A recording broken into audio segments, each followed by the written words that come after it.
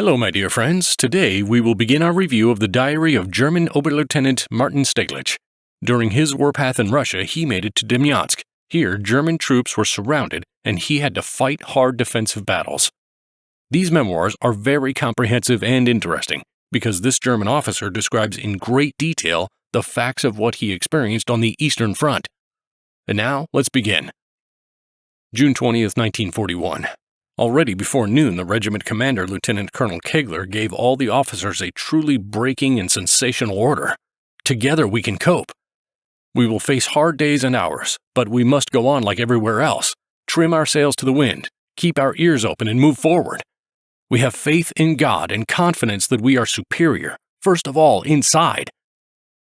June 21st. Last night I instructed platoon commanders on the border. I was fed up with crawling on all fours and on the ground. We cleared up the whole thing. I returned only at 1 a.m.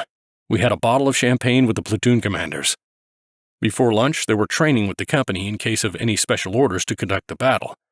At noon, the orders were given to platoon commanders and all the junior officers. Everything is ready, considering all the details. I just read the Führer's order. I'm going to recite it to the company. Tomorrow morning, we're moving out, from Finland to the Black Sea. The 5th Company is on the division's main attack line. Cheer up, keep our eyes open, trim our sails to the wind, our ears to the ground, and we can do it all. After all, everything is prepared perfectly. Nobody at home has any idea about any of this. When waking up in the morning, they will find out about everything. I will already be hours in battle on the Russian ground. June 22nd. It's now about 10 p.m. in the evening. After a 27-kilometer advance, and that's only based on the readings of the compass, the company is being entrenched to my right and left. The fierce battle with a treacherous and cunning enemy is behind. We were shelled from the front, from the flank, and from the rear. 3 non-commissioned officers and 3 soldiers were wounded. 2 non-commissioned officers were seriously wounded, a blind wound in a lung and a forearm totally shattered by shrapnel. For the bravery in the face of the enemy, I suggested to promote non-commissioned officer Peters to the rank of Feldwebel. At once, he was given a promotion and informed while lying on a stretcher. The attack began at 3:05 a.m. this morning. We are surprised to see that none of the Russian positions were even completely occupied by troops. We haven't seen a single Russian plane. We caught them by surprise. However, it was no mystery to us that the true resistance would start only on the primordial Russian territory, on the other side of the border of 1939. I hope that the field kitchen will nevertheless arrive, and we may be able to have a nap this night. June 23rd. Leaving Geist at 4:15 a.m. this morning, we moved along bad roads and we are now Dogava. The company has a pretty good deal of trouble. A lot of men are out of service, traumatizing their feet. I have brutal blisters on my feet too, and now my butt's sweating from horseback riding as well. I wonder how it is at home these days. It's 10 a.m. June 24th. During the night, we moved in the direction of Kovno. Everywhere there is chaotic shooting. This mob is broken and only resists with partisans and ambush fire. Even isolated soldiers suddenly open fire on the column. So we return the favor. In the morning, after a small rest, we moved through the scorching heat to Peskalishkis. There we had an afternoon rest. In the afternoon, we moved almost to Kovno. At 5 p.m., we found out that Kovno had been captured. The area is full of separated groups of Bolsheviks. We have to watch out. It's 11 p.m. and we're staying overnight in Ilka Kiemis. Are we staying here for long? Where do we go next? First things first, we need to get fed. Since yesterday, we've covered over 60 kilometers. June 25th. This morning at 4:45, I was awoken by our messenger, Russians. A group of 50 to 60 men tried to fight their way to their men. The battle lasted more than 2 hours and resulted in the total annihilation of the Reds. 48 men were killed and 9 were captured. There were 5 officers in the group, including 1 commissar. 8 machine guns were captured. They had only automatic rifles, assault rifles, and 1 light mortar. Among my guys, Reichelt was killed, and the wounded were Feldwebel Neumann got a bullet wound in the chest, and Gefreiter Zimmermann got 3 bullets in the leg and 1 tangential to the head. But worst of all, Gunther Wiebelitz, a good, honest guy, is no longer alive. He was caught by an anti-tank grenade when he rushed into an enemy position. His death was instantaneous. How awful. Now we are at Podrazek village, and I have spent all this time writing a letter to Reichelt's mother. These letters are always painful. as if you were leaving a piece of your heart in them. I don't know what the future holds for us now. For now, we're waiting for special orders. I think we'll move across Memel near Kovno. As a matter of fact, the Reds poisoned all the wells and water pipes in Kovno. Our commander Engler was also wounded this morning. Erich Bolta will probably take over his company. That means I'll be missing one of my platoon commanders. June 26th. Today we reached the fortress of Kovno on Glacis number 68. This morning we crossed the Nimon, called Memel in German, by the platoon bridge between forts 4 and 5. It is now 8 p.m. We set up a midday rest in the eastern part of Kovno. Now our mission is to carry out special orders of the division. 3 divisions of the Reds are surrounded in a large wooded area right in the direction of our advance. Below, I will record some news that was brought to us today by Major Engel, who dropped by our regiment for a short time on the way. Today, on July 24th, it is already evident that there was a lot of extra things added to Engel's words at that time. What a bunch of officers! Leningrad is probably occupied. Dinabberg is occupied, as well as Kharkov and Vilna. The northern group of Russians is completely surrounded. 2,500 planes and 1,000 tanks have been destroyed. The Russian government is unaware of the situation of its forces, so there are no statements. There is still battles going on all around because the Red troops have no idea what to do. Our march through Kovno was great. The spirit was superb. The company was singing. Major Oberauer got the Iron Cross, as did Gefreiter Strauch from my company. The first one in the battalion, by the way. On the night march, there were skirmishes again. The lovely nation during the years of appropriate upbringing has become completely furious, and somehow is convinced that we shoot every prisoner. The Red Army makes an impression that they have feet of clay. The single soldiers are brave, but they're useless. So far, we are opposed mainly by Asians. Erich Bolta took command of the 7th Company. Well, the company guard is set up, now we fill our kettles, and then go to sleep. For how long is this thing going to last? No one knows. I hope this night will be without another cowardly raid. The company received the letters again today. June 27th. We organized very efficiently in the morning. At night, we actually had to fight off an attack. The darkness was total. We beat them back. The Reds lost several men killed. I ordered to take up the defenses. Guarding the troops in a halt is bloody important in this war, wherever you are. The Reds' habitats haven't changed in the last 20 years. In Russia, we come across many villages with not a soul in them anymore. There are only piles of corpses and mutilated and wounded Lithuanians everywhere. Now and then we see horrible, appalling scenes. Our soldiers are merciless in their rage, and bad luck to any Red who tries to ambush us. We moved in the scorching heat through difficult wooded terrain with weapons on our backs. I found a wagon to carry only heavy ammunition. Finally, we reached our route of advance. On the right and left, there was a dense forest for 30 kilometers. The route, what a laugh. It's some kind of path in the forest. We take a round defense in this primeval forest. The mosquitoes are bothering us like hell. It's hard. There's no water for washing. Well, this night too will pass. There was post again today. June 29th. Yesterday was difficult. Not a single minute of rest. Our regiment was in the center of the attacking division. There was no enemy in front of us, so we quickly crossed the Lomiana. It was almost a dash. The roads were awful, and my soldiers got a good deal of trouble on them. After a brief rest, we moved towards the Valia. We crossed at Gayugin using Russian pontoons. We carried our weapons and everything on our backs. The Reds abandoned it all in utter chaos.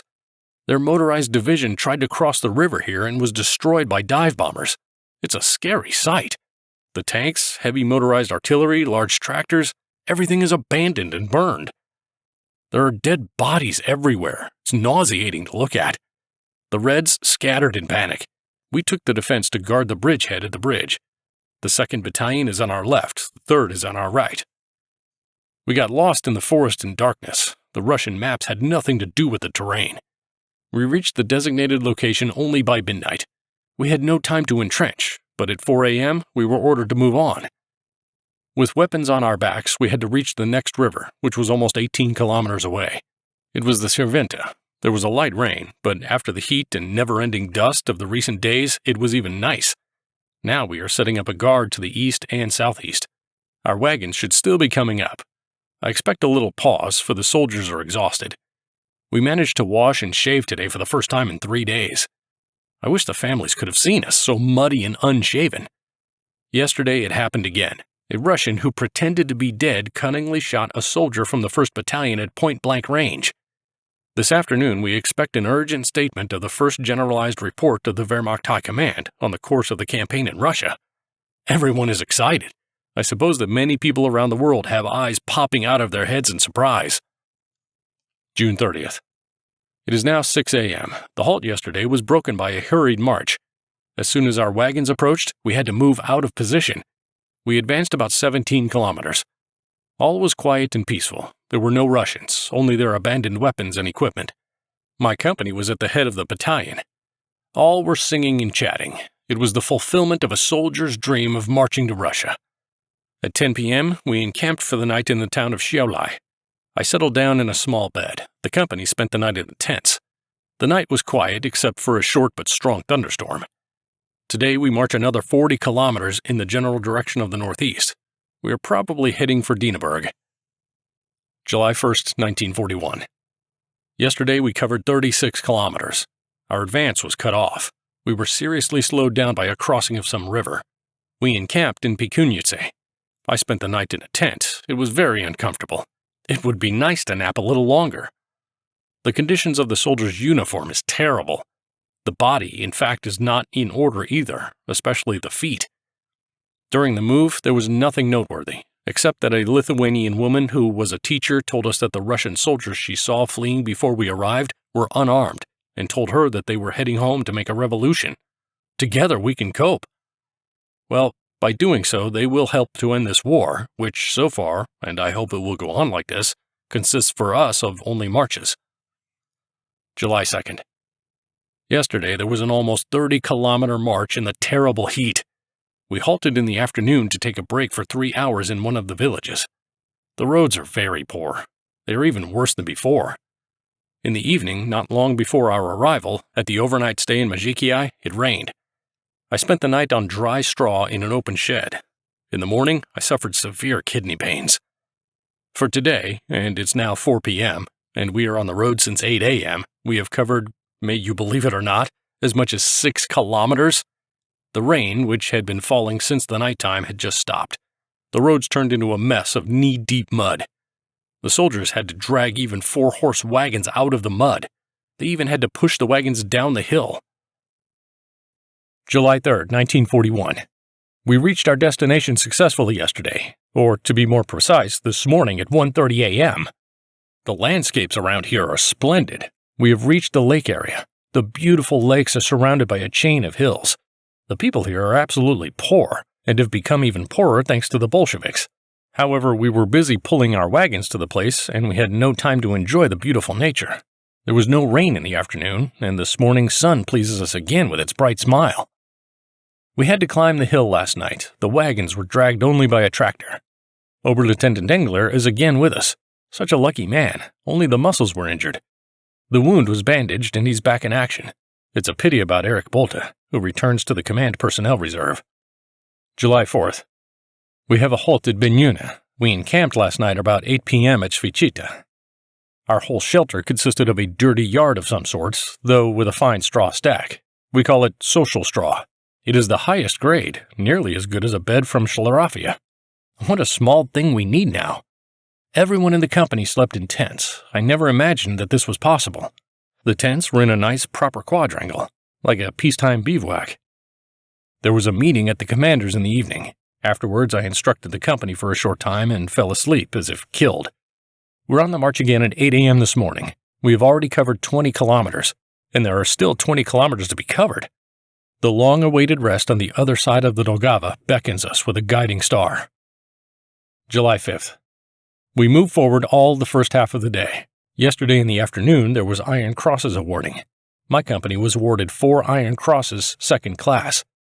We stayed for the night in Drisvjate in a big shed where the whole company could fit in. There was a big lake about 20 meters behind the shed. The entire company washed and bathed naked. What a wonderful thing it was to be refreshed. This morning we had to march in a terrible hurry. The regiment's liaison got into an accident on his motorcycle, and the order to march came at the last minute before the scheduled time. We have to pass 40 kilometers. The weather is good, a breeze, chilly, and clouds. July 6th. There is not much distance left up to Dogava. That evening, we were camped at the village of Baruni. Once we arrived, I, as always, went a little ahead to personally inspect our accommodation. One of the quartermasters, however, had directed our company to the wrong place. I was so angry with him. I slept undressed in a clean bed all night, but it was not at all nice and peaceful, as I could expect, but rather bad. I'm not used to it. A hut is clean, of course, by local standards. I wrote letters to the families of our wounded in the evening by the automobile light. I fell asleep only at midnight. Today, on Sunday, we moved out earlier than usual, at 6:25 a.m. Our battalion goes at the head of the regimental column. Today, we will cross the Dogava. The enemy has already been beaten up there. July 7th. We stopped in the forest near Kuglani. Yesterday, at about 3 p.m., we crossed the Dogava near Kraslova. Further, we passed another 10 kilometers to the forest near Kuglani. A refreshing thunderstorm caught us on the way. At about 17:30 p.m., we arrived at the place where we found some straw for the night, as it is supposed to be for true soldiers. I have been suffering from bad kidney pains in the mornings lately, like it was today, for instance. Bloody hell.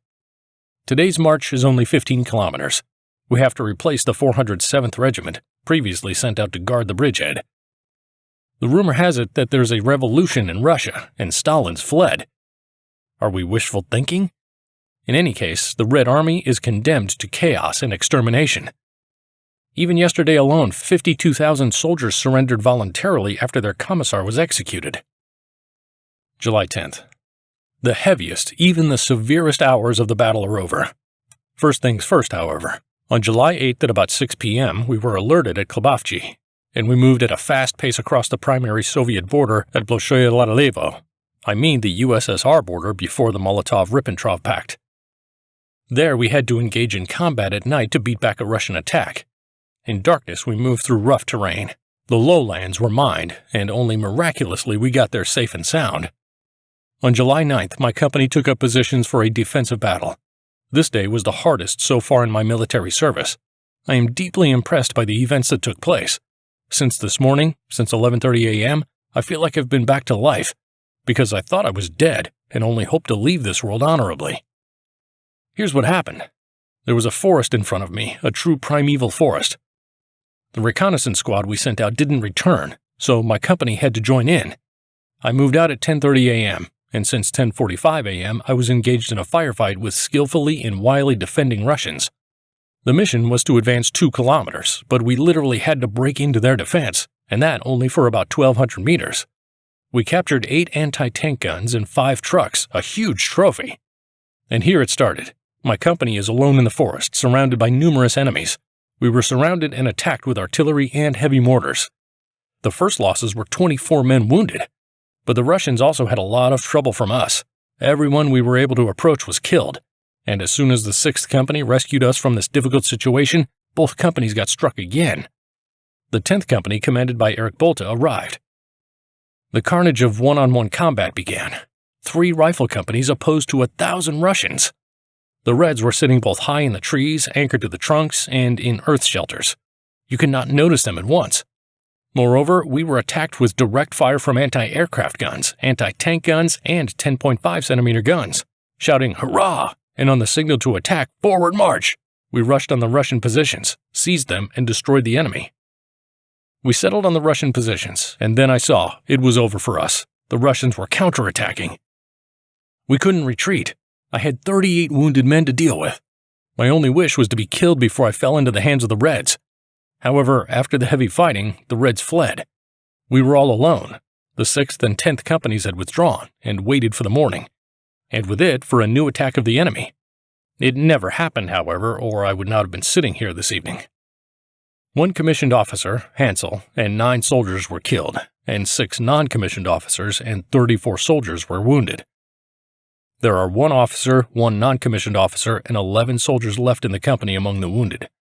I was among them. I got 4 pieces of shrapnel from an anti-tank shell in the back of my neck. The fragments are very small, but they hurt. Yet I was amazingly, probably lucky. And my orderly Flot was dead. He was shot in the chest. His throat was bleeding out this morning. Now the Penguin will accompany me again. I still need to process everything that's happened. I need to take control of myself. We achieved great success, but we suffered heavy losses. All 3 companies are currently unable to operate at full strength because of the losses. But the Reds have nothing but dead men. I counted 170 to 200 corpses on our section of the attack alone. We'll knock them out. I thank the Lord for giving me life again. I must still write to the families of our killed and make submissions for the Iron Cross. July 11th. It's a rest day at the Concanda. I have been on foot since 5:30 a.m. this morning. All day I have been writing submissions for the award of the Iron Cross, reports on previous fighting, etc. July 12th. Today we are moving a bit to the right of the general offensive route. The 2nd Battalion came at the disposal of the regimental commander to carry out special orders.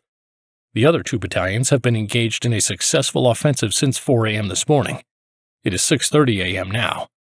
We are advancing gradually, keeping a bit behind. After marching out last night at 11 p.m., we passed through Osvea, a village totally ruined by dive bomber attacks. I had to interrupt again at this point, as a meeting of commanders had been scheduled at the 7th Company position. There was one task scheduled for tomorrow, and that was the matter we were meeting about.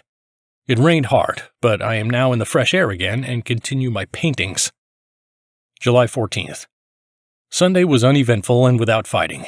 We followed a regiment advancing a successful attack and breaking through the bottleneck between the lakes.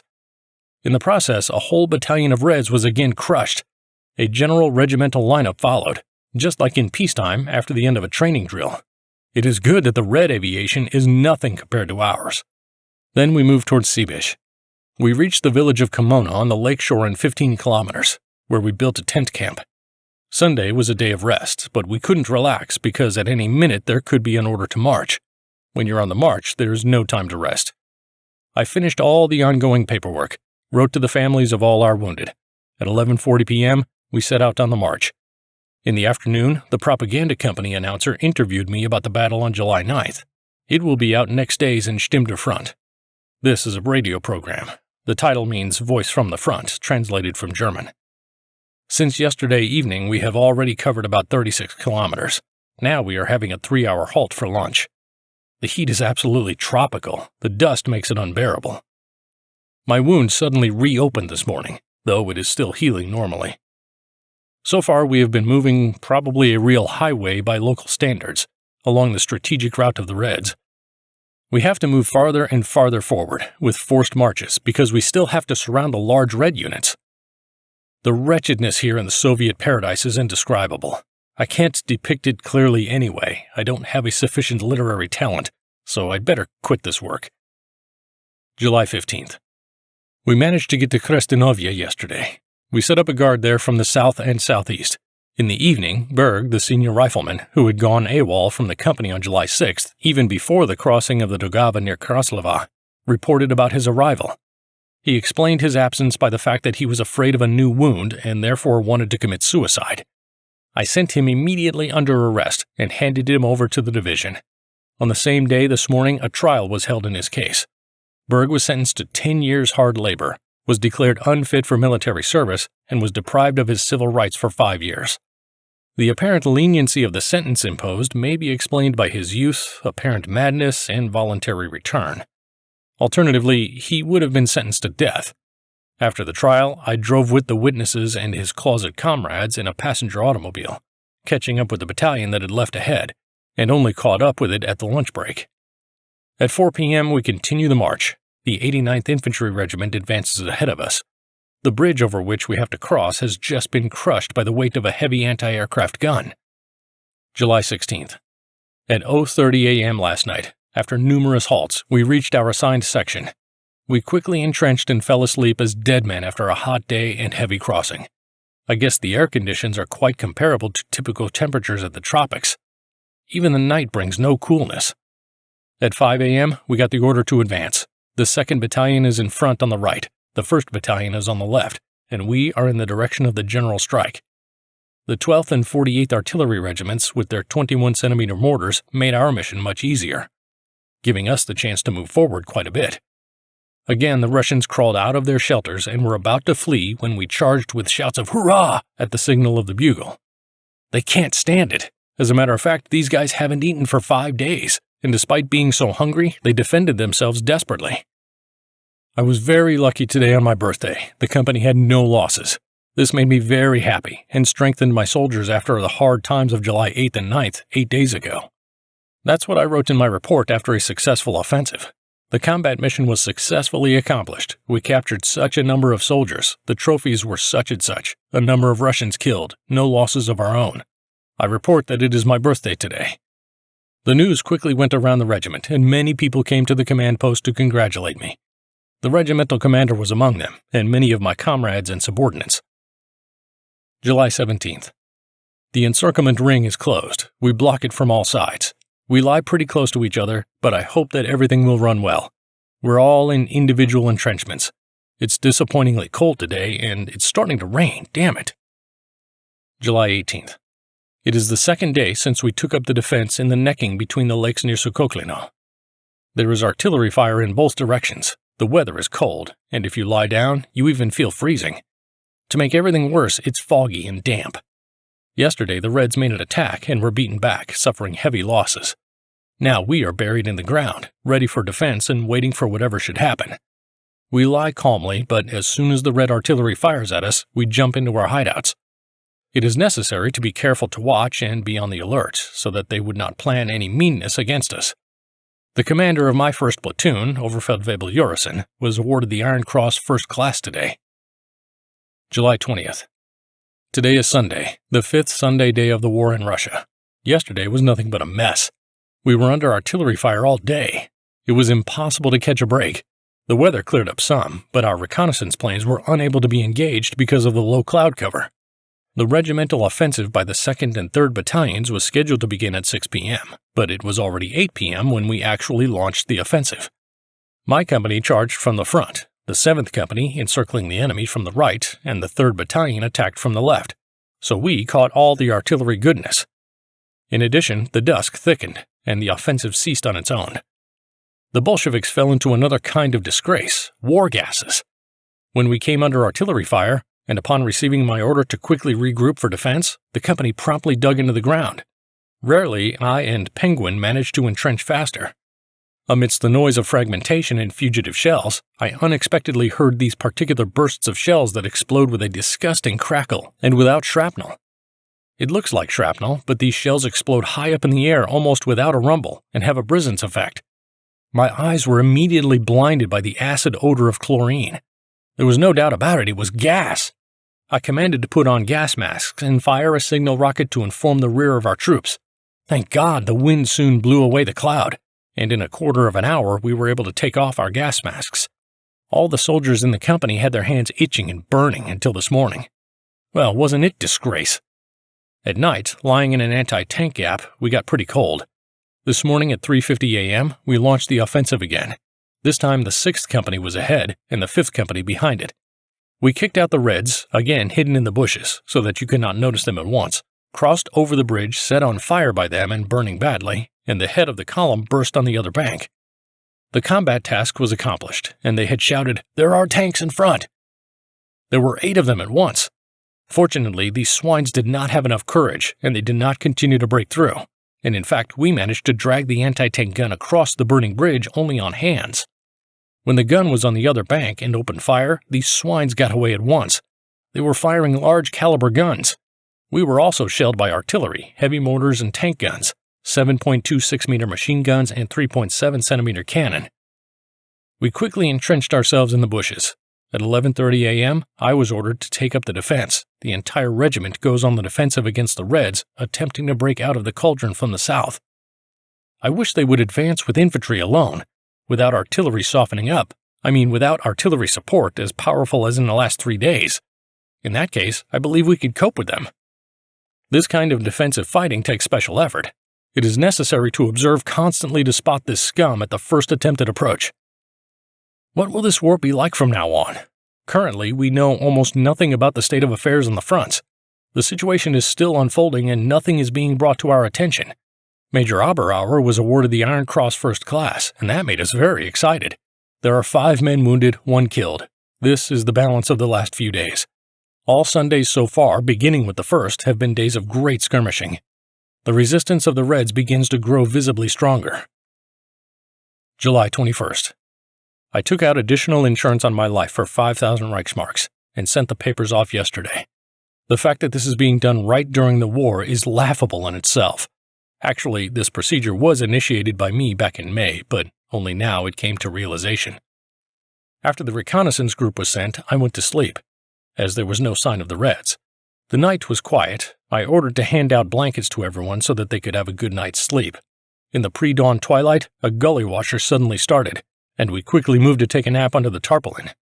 In the morning, I washed myself with a bucket, changed my pants, and shaved away my 5-day stubble. It's already 3 p.m. The commander of the 3rd Company, 459th Regiment, has just arrived and replaced us on this section. We have been ordered to march in a northeasterly direction. The order to march has just been given. July 22nd. The march was short, only to the village of Osnitsy. There we had a night halt. We were forced to settle down in isolated shelter trenches. A Red battery was firing at us from somewhere. An enemy bomber was hit in front of our eyes and one of the Reds' formations fled. At night, we were forbidden to fire on air targets for all our units. Our comrades from the Luftwaffe were on a major mission, and today we heard on the radio about a large air attack on Moscow. That's great! This morning at 3:50 a.m., we set out on the march, being ordered to join the main forces of our division, so even before noon at the station Mayevo, we crossed the main railroad line connecting Riga with Moscow. Our track sappers worked hard on the section. We spent our lunch break between 11 a.m. and 3 p.m. at the lake, which unfortunately was silted up. The roads were again awful. Now we are sitting in a roadside ditch and listening to the news about the dismissal of Voroshilov from the post of Commander-in-Chief. That is where he should be, a palace coup. All of us wish for the quick and total annihilation of the Reds. That's why we're all unsympathetic to this country, both the country and the nation. The vital and practical necessity of solving this problem has become clear to every soldier. The way the battles are fought, the local landscape, the enemy himself, and the methods of warfare they use, everything makes this war unsightly. July 23rd.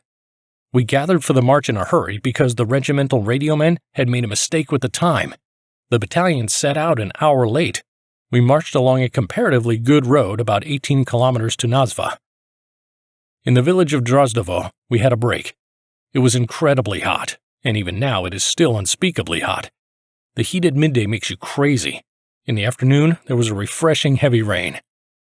That correspondent from the propaganda company who interviewed me after July 9th promised that he would try to put a chronicle of the day in BNN. That would be great. The night was peaceful, but it didn't have a good night's sleep. We left in the morning at 6 a.m., covered another 15 kilometers, and now we are in the woods near the village of Saklika. I don't know yet if we will continue today or only tomorrow. July 24th. On Tuesday, we advanced only 4 kilometers. Then we took the defensive position and stayed there until 5 p.m. on July 23rd, having set up a strong guard and spent the night in tents. We had nothing to do. We could only wander around sleepily, doze and roast under the relentless sun. From time to time, the Soviet bombers showed up, at which our anti-aircraft guns were firing unsuccessfully. They were at an insane height. I would like to know where these pig herders are coming from. The whole corps is now moving along one single road that leads through the swamps toward home. One division after another, and a trailing division is our 12th Infantry Division, and at the very tail of the division is our regiment. In general, we are not going anywhere until the whole corps passes.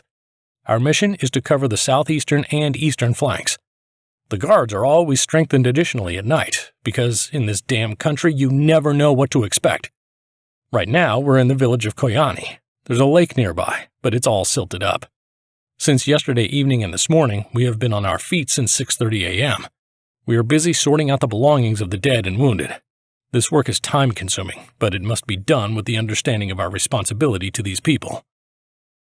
July 25th. At first, we are going to set out in the evening, but by evening, the order was received to stay overnight. I pulled my box down off the truck and took out my diary. In the evening, I was invited by the battalion commander. We had a bottle of Old Burgundy. Oh, it's a miracle! Now we are standing on the eastern edge of the village of Circa, and it seems that we will be standing here until tomorrow noon. July 27th. It is evening, 6 p.m. We are ready to go. We expect an order to march any minute now. Yesterday brought a refreshing thunderstorm, but when it was over, the unbearable heat came on again. The night's rest was thrice unpleasantly interrupted by firing. Yesterday, 15 deserters came over to us. With the help of my interpreter, a man born in the Baltic, we had a pleasant hour of demonstrative study. What a bunch of fools these guys are. How scared they are about us. It's all the result of endless falsehoods. Here in captivity, they are liberated and are already starting to denounce Politruk Stalin. Today, it's stifling heat again. 2 thunderstorms with downpour have passed, and as soon as the earth was steamed and breathed more freely, the heat came on again. We sleep only in tents. It's the highest moments of happiness, eating and handing out letters. There is no news about the situation on the fronts. The Wehrmacht High Command is silent. I don't know where and how far we're going to advance either. I think it's about 10 to 15 kilometers. The railroad we left behind is already functional up to Opochka. That's the job of German military engineers. It means that we are guaranteed supplies. July 28th. And again, it's getting to evening. At 11 p.m. we are supposed to go on the march. The estimated range for the march is about 40 kilometers. Yesterday's march to our current emplacement is about 10 kilometers along a crummy road in terrible dusk and dark night. Adjutant Bruning, a good guy, rode on horseback next to me. Our company was the last to go. We were chatting, and in the midst of all this mess, we were drawing various pictures to each other, as if we were not in the USSR at all. The tents were put up only by 1 a.m. I slept until 8:30 a.m., then wrote letters to the families of the wounded. Until 2 p.m., I was reading, sleeping, and reading again. Currently, a motorized column was passing by us along the so-called main route of advance. In spite of the fact that we were positioned more than 200 meters from the road, a thick cloud of dust hangs over the tents. July 29th. According to my guys, after a considerable workload, it shook our nerves. And it was pretty bad. After a meeting with the commander and getting the order to march, we left at 11 p.m. Now it is 12, and we could have a break only for a couple of hours at the morning break. At night, it was cold, truly cold, and there was fog and dust. We passed about 38 to 40 kilometers along the route of the 32nd Infantry Division. It had a hard time here. There are crosses on the graves of heroes along the whole road on the right and left. This is the only road through the swamps, and for it the battles were fought. There are bushes all around, as we had then, but the guys from the 32nd had this road at least. Here 800 Russians were killed and 250 captured. There's a horrible corpse stench along the road. Yuck, damn it. Nobody knows what else the present day will bring us, but I am fed up with this USSR, and for me it is really a lot. July 30th. Yesterday, I wrote the last few lines during the afternoon break, which was interrupted by the march continuation at 6 p.m. It was even good, as there was no water at all to wash. We covered about 15 more kilometers to Liget, one of the typical country holes for these places. At 7 p.m., we crossed the Lovat River at Troitsa Klavica. By 10:30 p.m., the tents were in place, the outposts were set up, and at 11 p.m., the company was already asleep. Sometimes the nights were really cold. What about daytime? During the day, it's indescribable heat and a persistent thick dust. This morning, I washed myself thoroughly in the Lovat. What a pleasure it is after such a long pause. It looks like the Bolsheviks intended to build a powerful defense line here. There are anti-tank obstacles for kilometers. A massive amount of earth has been dug up for the construction of long-term firing positions and so on. Nevertheless, they simply did not arrive here to defend these positions. We suppose that the Valdai Hills will meet us with strong defensive fortifications, and we will not charge it frontally. Anyway, we'll see what happens. We are currently positioned in the eastern part of the village of Serka. Probably we'll stay here until the middle of tomorrow. I had a nap, then read the Fresh Reich. That's a paper, I must say, way above our average. August 1st, 1941. We left Serka on Thursday, July 31st at 4 a.m. We had to march about 12 kilometers to the next halt. We settled our tents near the village of Dobrovo on the bank of the river Kanesvka. This place is very nice, but I think that we are not going to stay here for the night. In the afternoon, I managed to write down some notes. My Pfannenjäger von Tippelskirch leaves for Rostock tomorrow morning. Perhaps even the letters will reach there faster than him. Yesterday, we were attacked thrice from low altitude by Rat fighter planes. Thank God there were no casualties. We fired at them with all our guns. It prevented them from getting even lower. I counted the number of men in my company. As of today, the company is missing 1 officer, 9 non-commissioned officers, and 53 soldiers. I.e., the number of personnel who currently join me in combat is 2 officers, 16 non-commissioned officers, and 82 soldiers. These figures speak for themselves. There was no need for any further comment. The 1st Battalion replaced the 48th Regiment's combat guard this morning, and then suddenly the Reds, with shouts of hurrah, went on the attack, but they were forced to retreat after 3 attempts. And now they are shelling the 1st Battalion with all kinds of weapons. Will there be another fight today? I think it's rather so. The only thing left to do is wait and drink tea. The 6th week of the war comes to an end today, and the 7th week begins. We have just been informed that Holm was taken yesterday. Now I hope there will be no need to carry out this damn mission, to cover the flank on a front of almost 60 kilometers. There is an all-around defense everywhere, and thus the road along which the offensive is running is also covered. On August 1st, as I expected, we still had to engage. The 2nd Battalion, including yesterday evening, has had 2 difficult days. They were under a heavy artillery fire, suffered losses in manpower, and lost a large number of horses. These swines were constantly attacking them. Once the Reds even crossed the river, which was not too deep there, and hit the flank of the 1st Battalion. We were certain that they wanted to flank us as well, so I and my company immediately took up positions to the left of the river. The task was accomplished, and Lieutenant Schubert, reinforced by a squad with 2 heavy machine guns and 1 heavy mortar, was sent forward as advance guard. The night was peaceful, and a reconnaissance sent out in the morning learned that these pigs had pulled back about 2 kilometers to the east. I count on our joining with our division today. August 6th. I made last notes on August 3rd, Sunday. On Monday all was quiet. We made a reconnaissance and came to the conclusion that they had fled.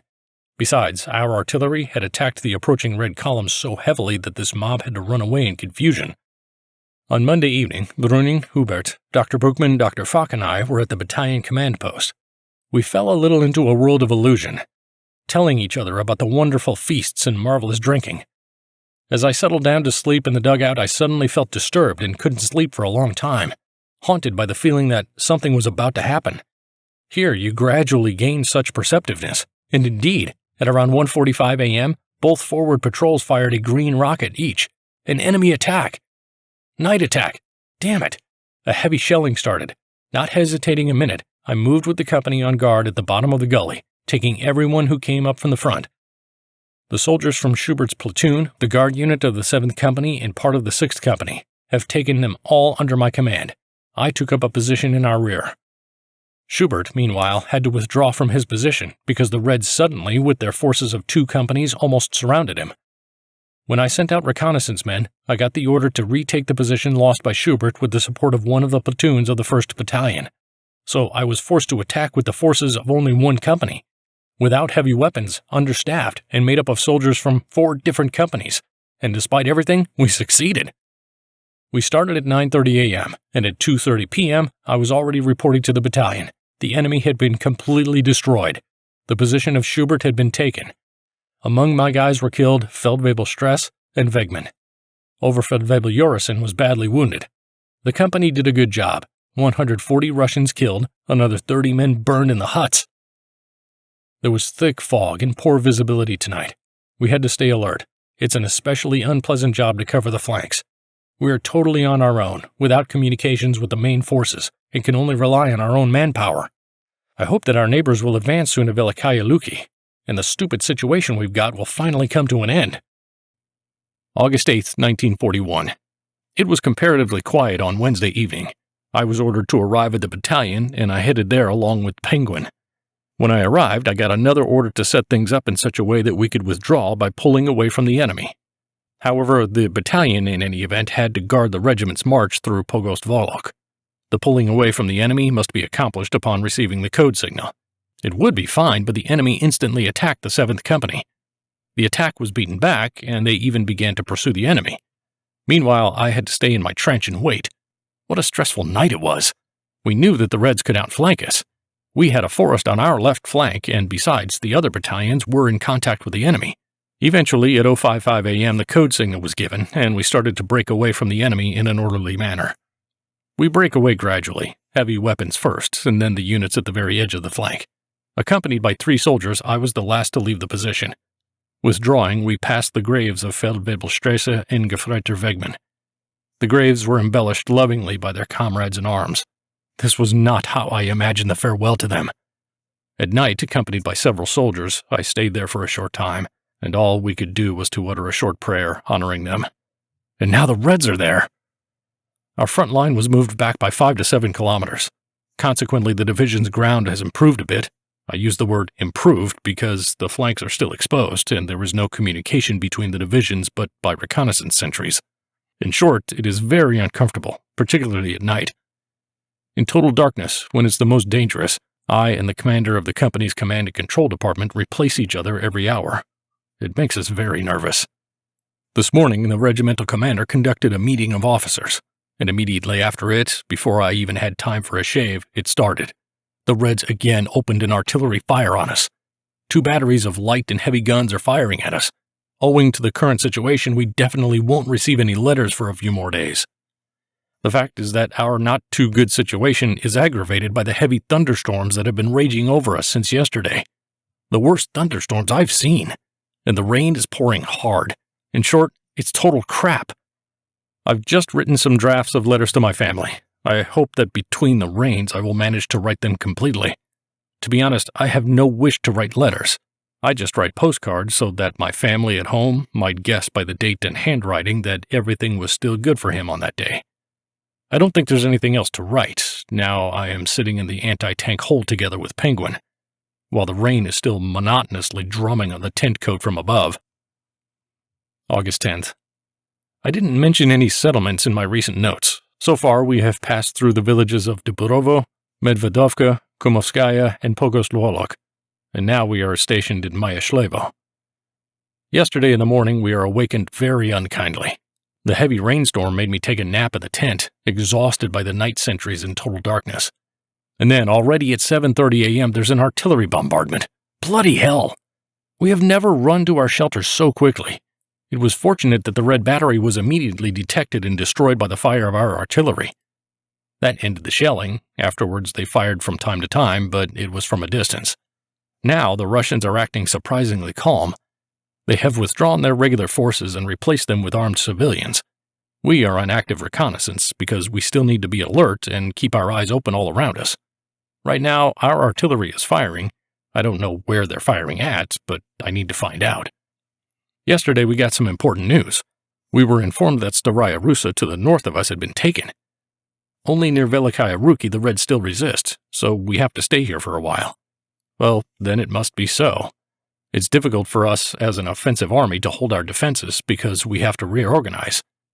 I'm often quite abrupt so the men don't lose their heads. Soon we will have to send men out to reconnaissance again. This morning, Penguin and I upgraded our shelter to a deluxe version. Wooden walls and a thick bed of hay. Our camouflage is crap-colored, since we are positioned behind a hill of loose sand. Oh, there we go. The Russians again opened crazy fire from 7.5-centimeter guns on our artillery positions. Best to take cover in that case, those scumbags. Their battery sounds like it's very close. We're entering the 8th week of the war. I wish we could move forward again soon.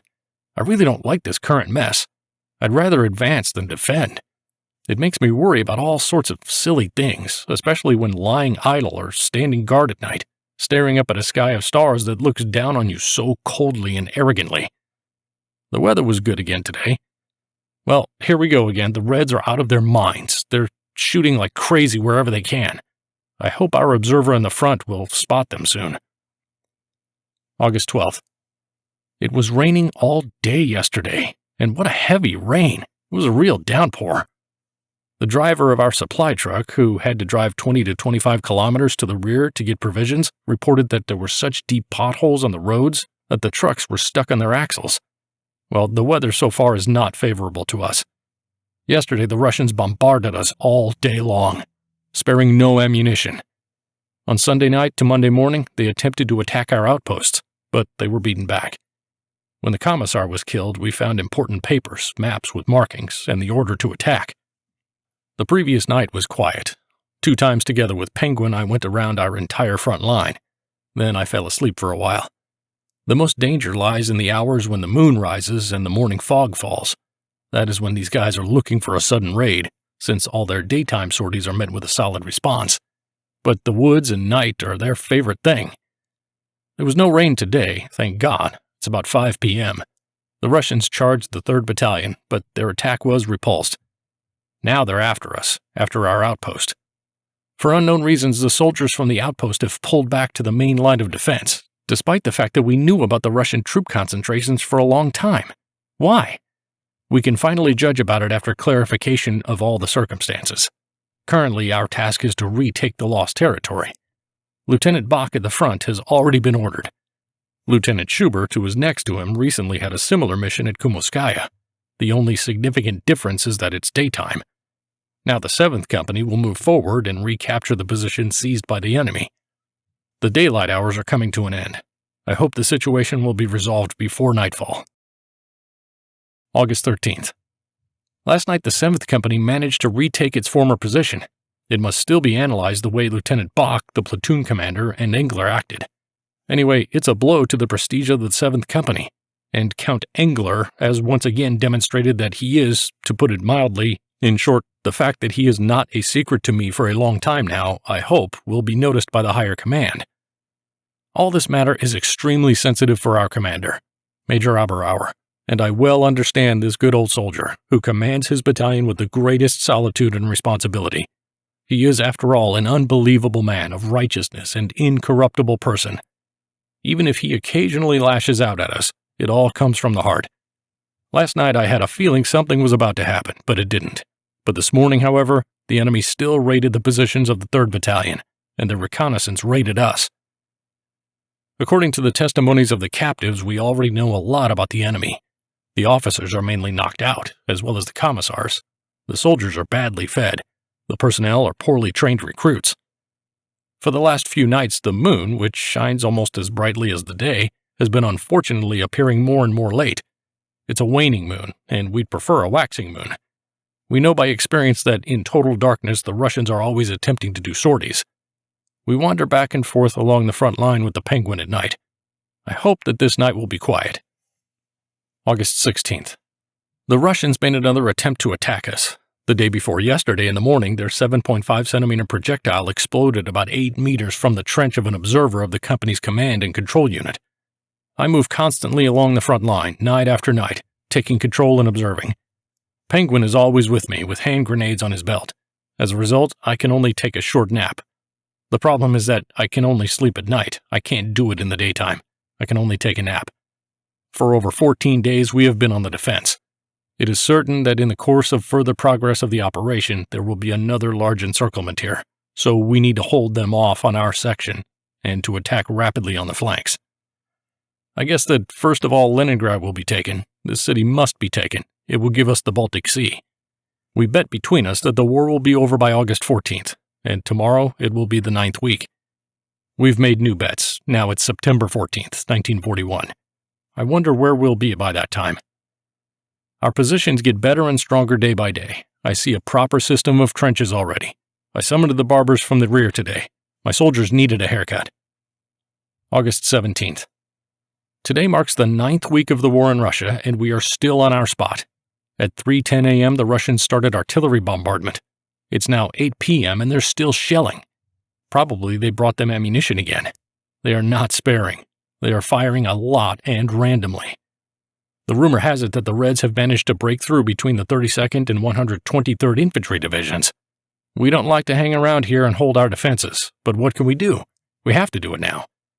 Lieutenant Colonel Kegler, the regiment commander, inspected our positions, equipped with connecting passages by my order, and expressed words of commendation. In his letter to the regiment, Colonel General Hoppner accused us of having left our fallen men slightly covered with earth in single trenches, with a helmet on top of the ground, near the village of Bolshoye Ledelevo. In response to this, our commander gave him a clear and detailed reply. We all really appreciated that. The heat is terrible today, and a thunderstorm is probably coming. It's pretty dark already. Today I wrote replies to the families of our men who died. I constantly do reconnaissance. Our flank is too exposed.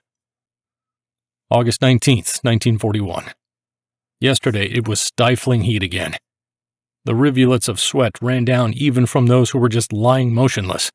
A thunderstorm came in the afternoon, bringing freshness and clearing the air.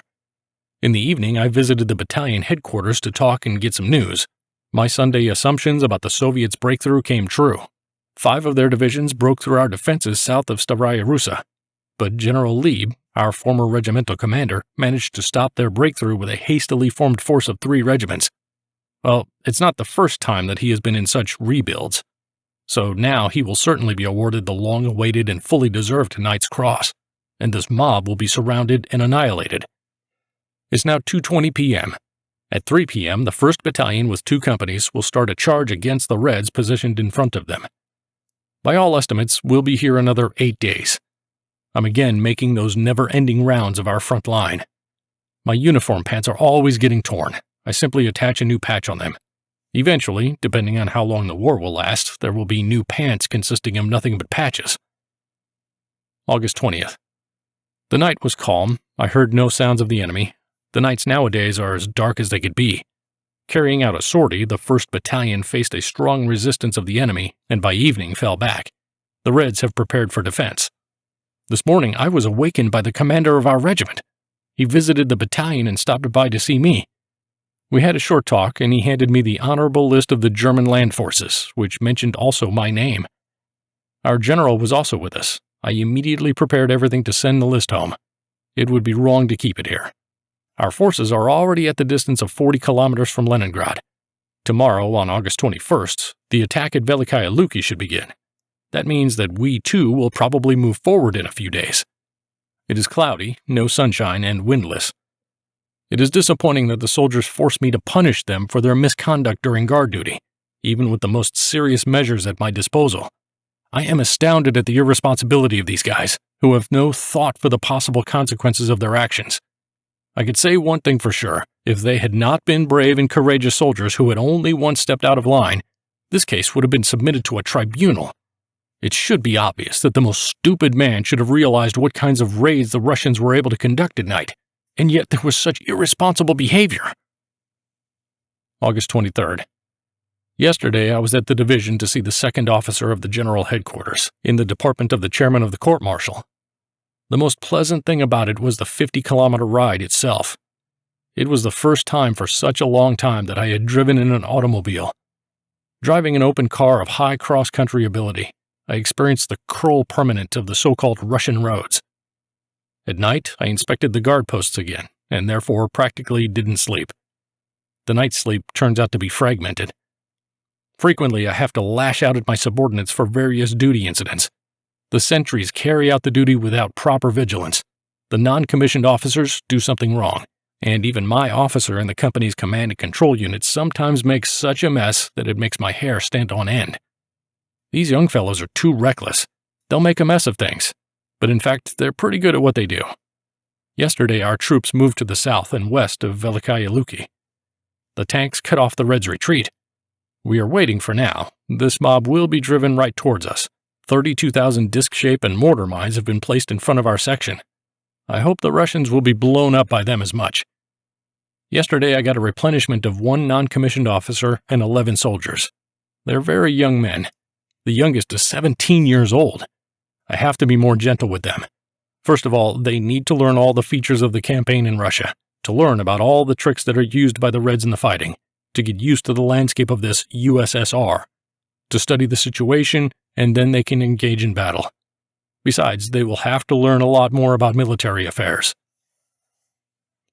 August 24th. After interrogating and writing a report on the incident, I decided to submit the case to the tribunal against 2 soldiers for serious misconduct in guard duty. Despite all my exhortations, the same thing happened again. Now I'll let the court-martial decide. These guys are incredibly irresponsible. After all, the life of the whole company depends on such individuals. Are there not enough instances of Russians slaughtering whole units because of sleeping sentries? August 25th. About yesterday, as a special Sunday occupation, I had to write reports on violations of guard duty. 2 sentries left their guard post unauthorized, went 25 meters back to their positions and fell asleep. What if the Russians had arrived in the area? No more leniency. These guys should be court-martialed for such irresponsible and criminal behavior. In the afternoon, it rained heavily. Then there was a meeting at the 7th Company Commander's headquarters. Today at 12 p.m., the 7th Company, with attached attack groups from the 1st and 3rd Battalions, conducted a short sortie. I, with my company, moved from the positions of the 7th Company. The attack was successful, and we accomplished the task. And again, it was the same old song. They defended themselves until the last. We even had to drag them out from under the floorboards in the huts. By evening, at dusk, our attack groups were withdrawing back. We returned to our holes. Today, all day long, there were short but heavy gully washers. August 28th. On Tuesday, nothing of note happened. I trained young recruits to throw hand grenades. In the evening, I visited the battalion headquarters. Yesterday, on Wednesday, I went to the division to attend a court-martial of 2 soldiers who were responsible for the guards. The session was very long. The sentence was as follows. Lieutenant F was sentenced to 5 years hard labor and was declared unfit for military service and demoted in rank. Rifleman H was sentenced to 1.5 years in prison. And suddenly there was a pleasant news. There would be a new cinema show in the division. Though it was raining cats and dogs, the mood was great. At night, I tried to drive back, but with no success. The automobiles were just sliding off the road. I had to spend the night with the rear soldiers of the 14th Company. At dawn, I set off on the road to my company. I had to cross 2 fords along the way. We hope very much that we will not be here for long. At Velikaya Luki, the situation progresses. Yesterday, the Russians lost 40,000 killed and 30,000 captured. August 29th. The meeting with the commander is about to begin. The offensive is scheduled for tomorrow, and we are leaving our positions. The weather's as bad as it gets, chilly and rainy. I've got a cold, evidently while driving an automobile. I got chills and terrible diarrhea. August 31st. That's what's remarkable. Every Sunday, something always happens to us. It was initially supposed that we would launch an attack on Pogost Volok on August 30th, but now it has been postponed to August 31st. The Reconnaissance reported that the Russians had pulled out of there, moving to the southeast. We immediately started to pursue them. In Pogost Volok, we found the graves of our fallen men desecrated. These swines descend even to desecrating the graves of ordinary soldiers. We reached Renovo and set up a combat guard for the night. September 1st, 1941. Today, since morning, we are on the march, guarding against an attack from Krasnopolets. We, 7th and 5th Companies, moved deep into the rear of the Russians, thus making it easier to carry out the task for the 89th Infantry Regiment. The Russians in Pogost Volok must have been captured or wiped out. The encirclement of the enemy turned out to be great thanks to our efforts and the advance of the 89th Regiment towards Krasnopolets. As soon as we joined up with the 89th Infantry Regiment, we immediately set up a guard. Now we are sitting in the basement of a former manor house. We could guess, as in many other places, that it was once a manor house and a landlord's house only by the ruins of the foundations and the completely desolated garden. As soon as we started driving, it started to rain. And what a rain! This is exactly how you imagine a heavy rain in Russia. We were soaked to the skin. It was good that at least we had found some straw. Tonight, I hope we will have some rest. The Russians have put a lot of mines in this place. The mines are in wooden boxes, and the mine detectors can't detect them. Fortunately, none of our men were blown up. September 3rd. The day and night before were something indescribable. The downpour didn't stop for a minute. The roads are so muddy that it is possible to move only at a snail's pace. During the whole day yesterday, we managed to cover only 8 kilometers. This figure alone is enough to realize what kind of suffering we had to bear. On the muddy roads, we were knee-deep in mud. Our tents and overcoats, everything was soaked through, up to the skin. Last night, it had stopped raining the previous night. A strong, gusty wind came from the northeast, and the roads started to slowly dry out. However, this temporary drying stage makes the roads even more problematic. The mud has become as viscous as glue. The transportation of everything we needed was now complicated by countless difficulties. I had to supply our kitchen with everything we needed from the local resources. Even now at lunchtime, my soldiers are busy picking and peeling potatoes, cabbage, and carrots. I hope the weather will clear up, and this will allow us to advance faster with fights to the Valdai Hills. In fact, now our artillery of the main regiment have to harness up to 10 horses to carry the guns. September 4th. At 9 o'clock, we set off. It rained all night again.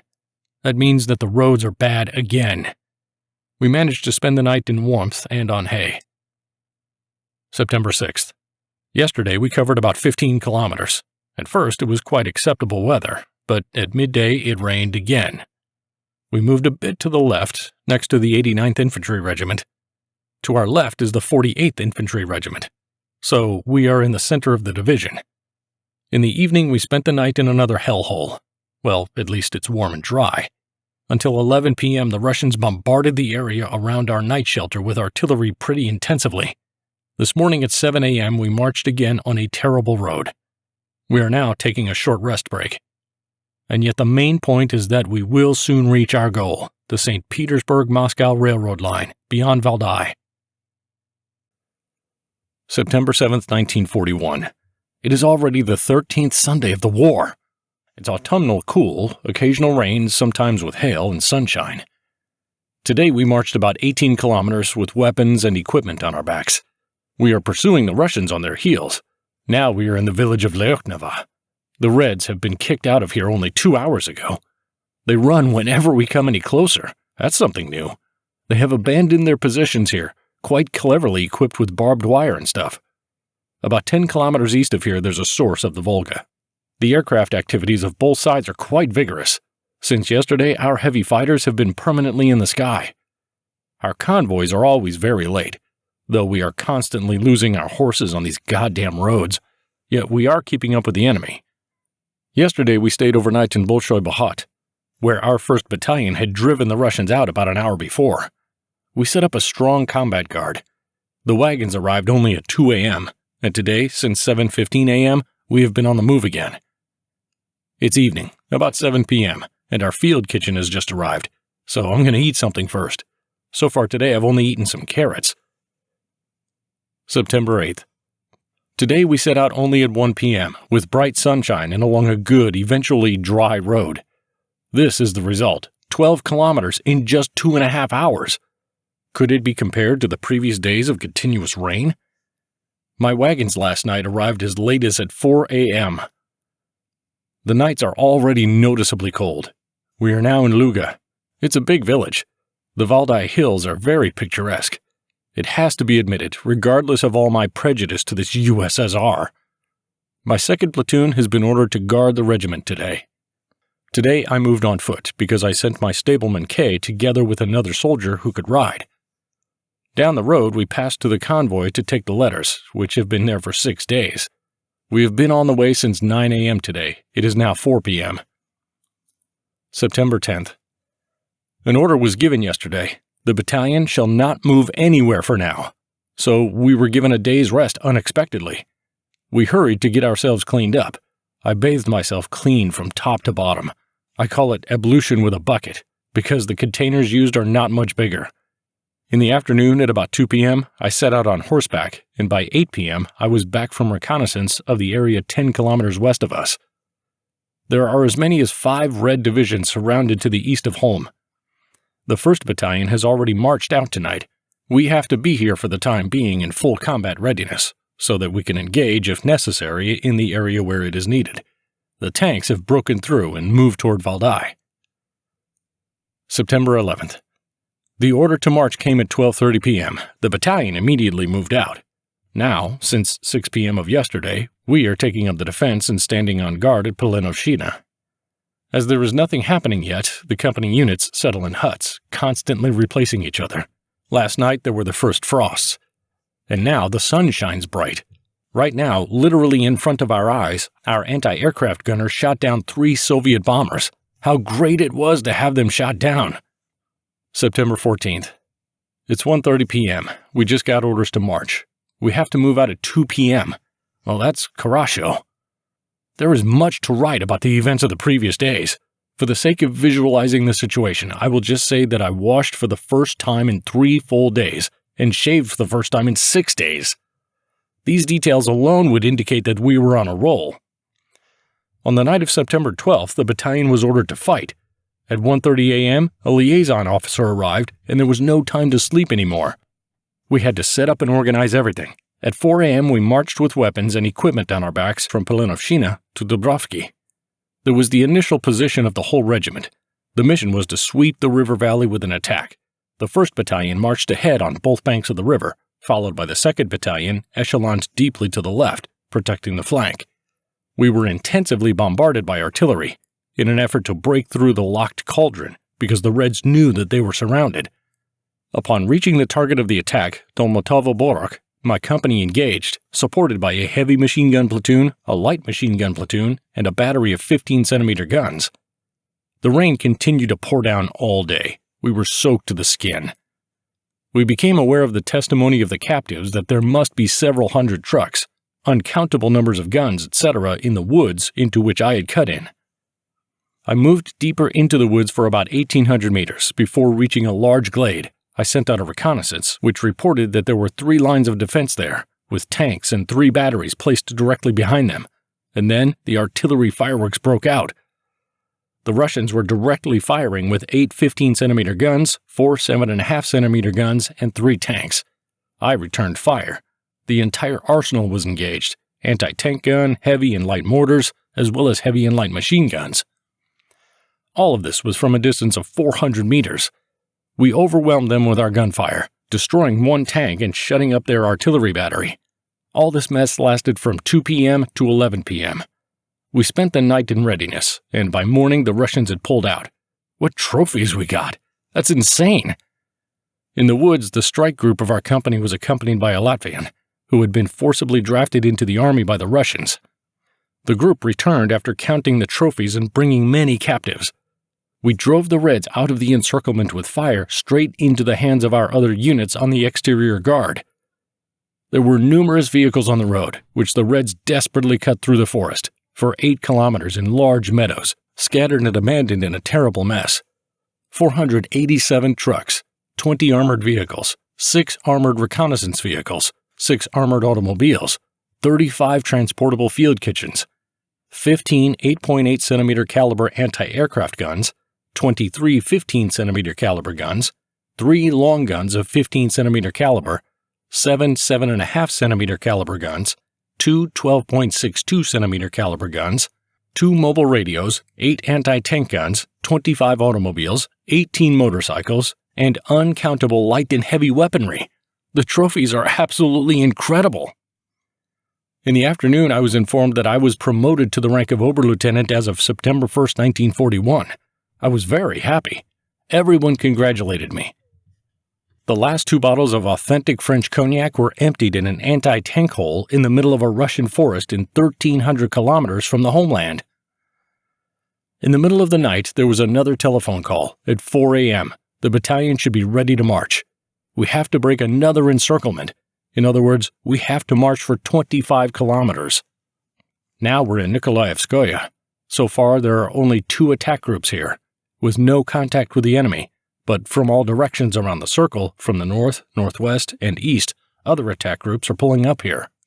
Somewhere in here we're going to get them. It looks like these woods hide their high commanding officers. The weather is marvelous today, with clouds and occasional sunshine. September 15th. Our hunting on Sunday had no success. However, the Russians were met by our other units to the northeast of us, on which we drove them. In the evening, we spent the evening with our platoon officers and had a bottle of Kummel. During the night, it rained hard. Today, the weather is improved. We listened to the trophy records on the Soviet gramophone, including Ludwig van Beethoven's Symphony No. 5 performed by the USSR State Orchestra. What a vivid contrast lies in this very phrase. Major Engel from the Führer's headquarters sent me a letter with heartfelt and warm congratulations on the occasion of my first star. The letter made me feel very happy. September 16th. This morning we will continue to advance in the direction of Demyansk. Yesterday, wounded Russians came out of the woods. Some of them were even carried out in the arms of local citizens. It's terrible. They had bandages on them that hadn't been changed in days. Comrades left them to their fate in the woods. Yesterday, 12 of my soldiers were awarded the Iron Crosses. Now we have a company with 2 Iron Crosses First Class, 33 Iron Crosses Second Class, 74 Infantry Assault Badges. That is something to be proud of. September 18th. Now I'm in the middle of nowhere, called Belyayevshino. The SS Division headquarters is based here, and 3 of us have been ordered to report here. Chief of Staff Klasky, me, and we are also expecting the regimental commander. Most likely we are supposed to replace the SS in this position. Well, we'll wait. Things will be clear soon. This morning, setting out at 7:30 a.m., we passed Demyansk, where a huge prisoner of war camp was built. There, we managed to hop on an armored tractor, which brought us here. All the days before, we were barely getting along the so-called highway, and there was a hell of a downpour. The pace of advancement is simply amazing. 5 kilometers, 15 kilometers. The whole road was jammed with motorized and infantry divisions. The movement was irregular. In every few hundred meters, there were forced stops for several hours. Along the entire road, soldiers were building fires. Yesterday morning, we made a forced halt behind Demyansk, as night had fallen.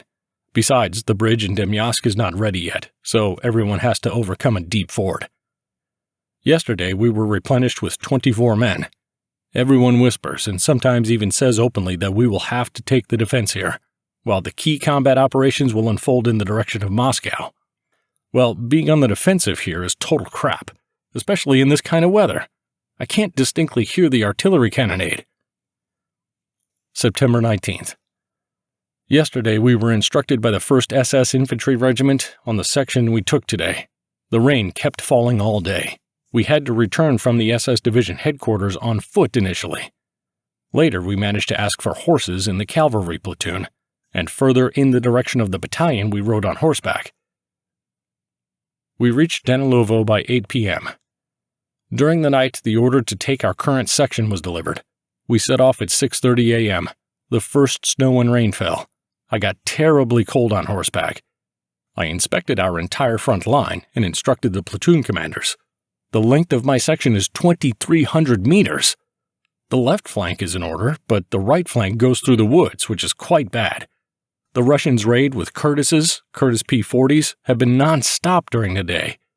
Currently, I'm sitting in battalion headquarters. When there is a rumbling, I step outside of the house. The hellhole where we're quartered is called Kolkovo. Here, weirdly enough, there are a lot of stone houses and even painted floors. However, there are plenty of insects there. Like everywhere else, it's bed bombers, bed bugs, and others.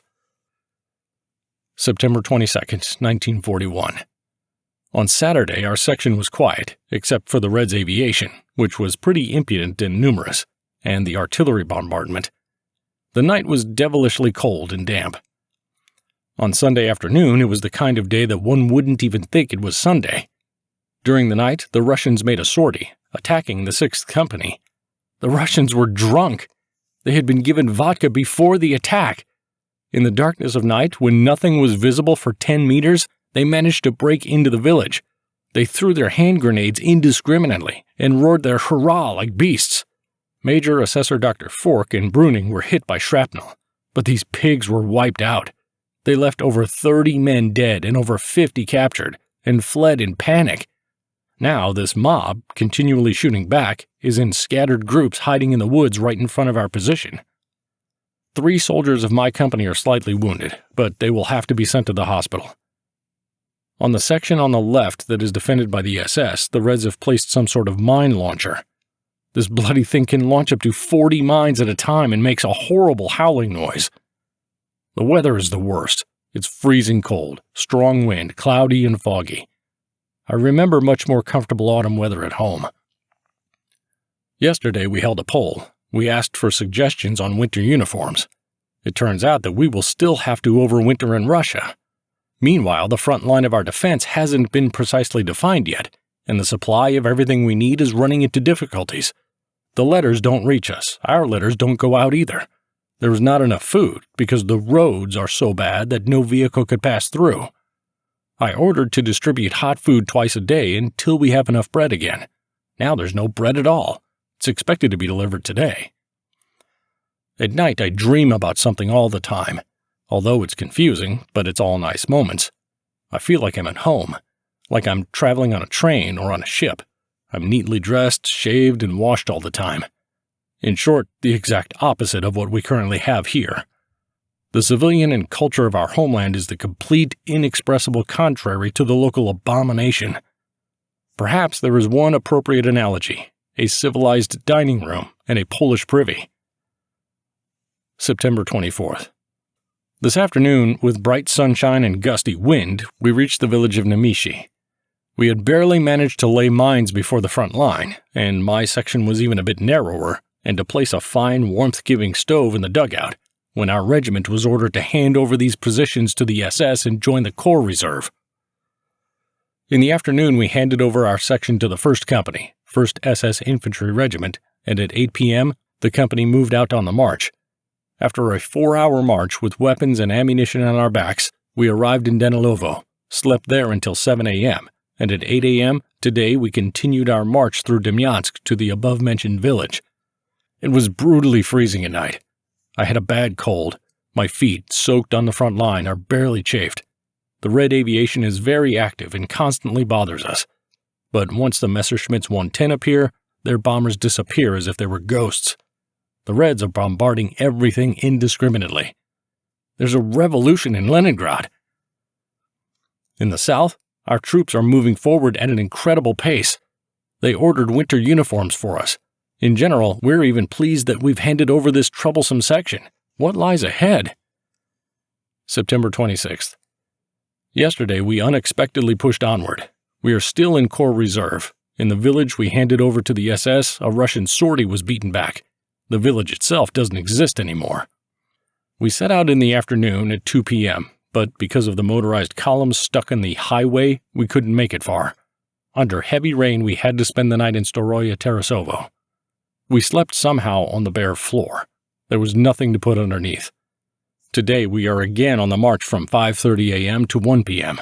Now we are in Sosoyeva, which is south of Molvatitsi. This is the real rear, though we're hardly 20 kilometers away from the front. It's got a local commandant's office and all sorts of subtle stuff. There are all kinds of miraculous rumors, but I won't mention them here, as all of them are driven by one sole desire: if only we avoid spending the winter in Russia. September 28th. The command staff, led by the regimental commander, was on horseback reconnaissance of the terrain. They were investigating where it would be more suitable to establish advanced fortifications in case of winter battles. It was a bad area, no other way to describe it. From 5 a.m. to 6 p.m., with no pause in saddle, we covered about 70 kilometers of cross-country terrain on horseback. We met an artillery officer from the 123rd Infantry Division who was a maestro of using beautiful expressions. He literally savored all these out of strength, appallingly fatigued, and casualty numbers. Bloody hell. Again, I become convinced that there are some people who are just proud of these statistics, as if they could be used to estimate the achievements of the unit under their charge. I had to cool that blabbermouth down a bit. This is not good for an officer. What would his subordinates think about it? September 29th. The weather is autumnal. It's refreshing, almost cold and damp. The nights start as early as 6 p.m. and are over by 5 a.m. The order has just been received. The regiment should remain at its present location for today. October 2nd, 1941. We are still in the same location and getting ourselves in order. I tidied up my uniform, wrote a lot of letters, and did a little service things. The day before yesterday, there was a visit of companionship. Ober-treasurer paid us a visit. We had a little drink and indulged in wonderful dreams. Today, the regiment is on the march, and tomorrow we will take the new front line. I rode ahead on horseback to inspect our new section. The terrain seems to be totally visible to the Russians, and they will return a frantic artillery fire on our every movement. A wonderful prospect. This morning, our comrades from Army Group Center approached Moscow. So there are two alternatives. Either the Russians will attack us intensively here, or they will move out of here at all. One of the soldiers of my company left for Germany yesterday to attend a colonial program. He is a forester by profession. There was an institution in Hamburg in Reich days to train personnel for the forestry of future colonies. How excited he was about this unexpected vacation. I was also happy for him, because he had recently received the news that he had a healthy son. Otherwise, physically, I am not doing well. I have a bad cold and diarrhea. October 3rd. Today I rode with the commander on horseback around the area in front of our positions, instructing and conducting reconnaissance. On the way, we were very lucky. We ran into a Russian mine defense, and the trailing rider was blown up. His horse was literally torn to pieces, and the rider had only wounds on his leg. That's what I call lucky. We've been here for 3 days now, and our sappers are still finding those damned mines. On October 2nd, the regiment pushed on to Volga-Verkhovia. Here is the source of the Volga. The river almost directly flows into Lake Volga, also called Stersh, on the western shore of which we positioned ourselves with the front to the south. The 2nd Battalion adjoins us on the left, while on the right there is a considerable gap. The 89th Regiment is temporarily located farther south and will return to its line of defense on our right only in case of strong enemy resistance. Unless we take into account the regular shelling from heavy guns and the fact that we are all well visible from the flank, everything is quiet on the section. But we have the Russians at our fingertips. At night, we build combat positions, but during the day, all of us, including observers, hide behind the rear slope and take care of dugouts. The last days and nights were not easy, but now everything is over and we are ready to face the Reds. The width of the lake at our position is about 800 to 1,000 meters. The Russians are firing at anyone they can spot. It's real autumn weather. Hopefully there will be no rain and the combat operations will proceed with no complications. The village we're standing in is called Mosoyevtsi. Some details about the replenishment. They are young guys. The youngest is 18, the eldest is 21. They are weak, flaccid, and talkative. The guys will have to do a lot of work on themselves. The day before yesterday, the division commander and the corps commander were at my command post. Yesterday, we received the Führer's order to achieve a final triumph over the Soviets. This order added metal to our veins. October 6th. I've just bathed, for the first time in 3 days. The dugout is ready. The stove is warm. In short, everything is all right, including interior decoration. This morning, my court barber, Moeller, came by to trim my beard, cut my hair, and give me a brutal head massage. And that's all near the source of the Volga River in the USSR. Then I walked around our position and scolded everyone, personally inspecting the firing sectors at each position. Having assembled the platoon commanders, I gave out the orders. The dugouts are ready, but we can only set up combat positions at night because the camouflage becomes lost during the work. That's why we practice only night shifts. Tomorrow they'll deliver the letters again. Zidov, that bastard, has been executed. Desertion. He had it coming. Oberfeldwebel Grobe, commander of a squad in my company, and Obergefreiter Nilsson are on their way to Rostock to get winter uniforms for the officers. October 7th. It is 9 p.m. The adjacent corps has launched an operation to pursue the enemy. The breaking reports are coming in one after another, but this is only Army information so far. Nothing is known at home yet. Because of these events, the Russians to our south seem to be running away. A report came in from our observation post. Heavy fires south of our positions. And in response to my additional questions, 1 kilometer south of the 89th Regiment, the Reds have set fire to villages. I guess they're pulling out of the section in front of us as well. I guess we won't be here long now. Those pigs are pulling out. Perhaps they're not even there anymore. I'd like to believe so. We can hear a heavy artillery cannonade in the northern section. We are in a dugout together with the non-commissioned officers Jost, Wenner, and Kunka, telling stories about the campaigns in Poland and the West. We're going to go now. I hope I'll catch at least a little nap. October 9th, 1941. It's 9:35 a.m. At 12 p.m., the offensive is to begin. Initially by the forces of the 1st Battalion alone. Then we'll see the behavior of the enemy. In the offensive zone of the regiment, since 7 a.m., we've counted at least 32 explosions. Those scumbags must have booby-trapped the whole area. Our attack will be supported by 8 batteries. Another encirclement of the Red Army has been achieved near Vyazma. That's why they're withdrawing here. The neighboring division has also begun to advance, as well as another one following it. So far, there is no engagement with the enemy. About the situation in the south, the aim of the tank breakthrough is to capture Rostov-on-Don.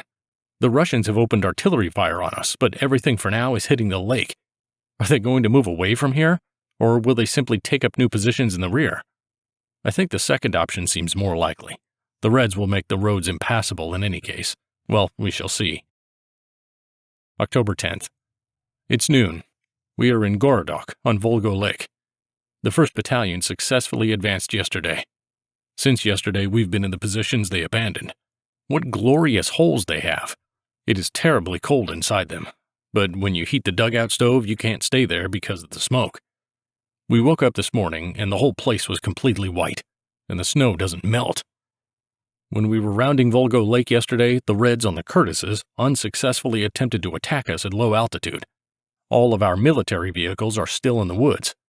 I hope it will reach us today, or else we will be left without hot food. October 12th. Well, there is always something exceptional on Sundays, and today proved to be no different. We spent the whole of Saturday in the Gorodok. Then an order came for our regiment to gather in the Molvatitsi area.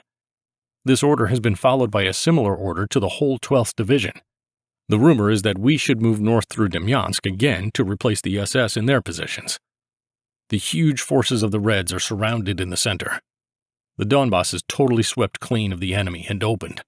I think the Red Army will be completely crushed even before the real winter comes. I wonder what happens then. What mission would we face? The roads are terrible these days. They're totally useless for vehicles. We took with us only a field kitchen. Our convoy moved on a different route and will reach us only tomorrow. So it's our fate to stay without food today in a miserable hellhole called Lipuka. A liaison officer from the battalion delivered an order. On October 13th, I should go on a mission to Finland. Oberleutnant Mattenklot will be my substitute as company commander. October 21st. I am at Kankanpää in Finland, attending a training course in the Finnish army. It turned out as follows. The day I made my last entries, I had already even fallen asleep. The battalion liaison suddenly brought an order to assign me to Finland since October 13th. Oberleutnant Mattenklot is to substitute for me in my company. The training course will last 4 weeks. On Monday, I rode on horseback to the regiment, quickly packed all the necessary things, and said goodbye to everyone. The regimental commander also said that this is your encouragement and reward. I had lunch in the regiment, then I went to the corps in Molvatitsi, stayed overnight there, and the next morning, with 6 other fellows from the division who had been assigned with me, went by truck to Staraya Russa. We had to pass the area occupied by partisans on the way. The road was simply awful. We had to cover 140 kilometers by truck. In the evening, in Staraya Russa, I took a train to Pskov. I napped on the way. The next day, on October 15th, I arrived in Pskov. I had lunch there and drank my first beer. Then in the evening, I took the train to Reval. I arrived in Reval, Tallinn, in the evening, at 11:30 p.m. on October 16th. We had a common dinner at the Estonia. I had a great sleep, and before that, I also bathed. The next morning, all the participants of the training course gathered at the Alkanen. In the afternoon, with the first group on the Junkers 52, covered by fighter planes, we flew across the Baltic towards Helsinki. We landed there at 1 p.m. We settled down at the Karelia. Very comfortable. We had a small banquet with our comrades in the evening. It was strange. Everyone felt as if it wasn't with us, as if it was a dream, and no blackout. The following day was devoted to sightseeing in Helsinki. This evening, we were invited to a dinner party organized by the Finnish army. The atmosphere was lovely, and the food was fantastically good. The next morning on Sunday, we watched the movie Finland Calling. Then we enjoyed a sauna, then lunch and a 4-hour excursion around Helsinki. Then we started exploring the city and remarkable buildings, culminating in a visit to a trophy exhibition. Then we went to the cinema. Next morning, yesterday, we left for Kankanpää through Tampere. We had a dinner party at Olanko. It was very nice. Upon arrival in Kankanpää, we had a common dinner. The Finnish officer candidates performed a concert. They were singing and playing musical instruments. It was excellent. Today, the training started. How are our comrades doing? We've just got a special report that tonight we're expecting an operative report on the Northern Front. This is about our comrades. October 23rd. We had a bit of a drinking party with the Finnish officers last night. What a miracle it is, the champagne, and a true one, French champagne. I'm even a bit out of shape today. At 7 a.m., we get up, then we have training until noon, then lunch, and right after that, we study again until 4 p.m. They serve a dinner at 6 p.m. Today, I was at the cinema. It was the Finnish national movie, the February Manifesto. October 29th. Last Sunday, I went to Pori. It's a port town about 60 kilometers from here. On Sunday afternoon, I had a nap. In the evening, we went to the Linnanmäellä pub. On Wednesday, we visited the sauna, and since then my cold has almost disappeared. We watched 2 more movies, which were Green Gold and Runner Ivor. Both of those movies are Finnish and pretty boring in our eyes. That's probably due to the fact that we don't understand Finnish. Our service here is also pretty boring from time to time. The Finns think very highly of themselves. Well, they have the right, but they always mention the year of 39, when we failed to help them, but generally they are childish. They don't want to understand that we had other problems at the time. November 4th. The training course is coming to an end.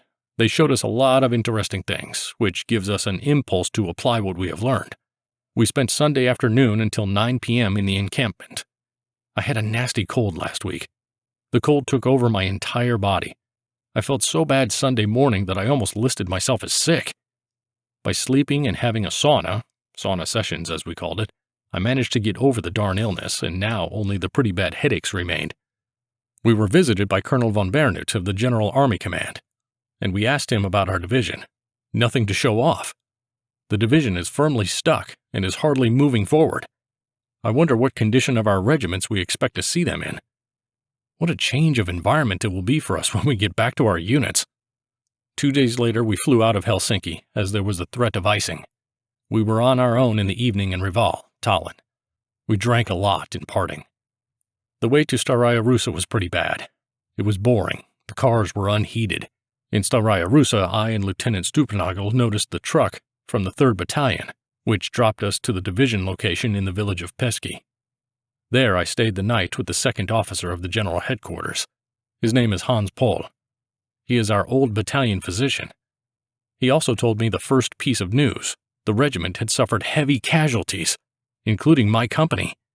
I telephoned the regiment and Hitch told me that my patent date had been delayed by 14 months. My new period of service in the rank of Oberleutnant will be counted from July 1st, 1940, with the number of 61A. The next day, I headed to the regiment, and another day later to my company. During my absence, 54 men dropped out of service, 21 of them dead.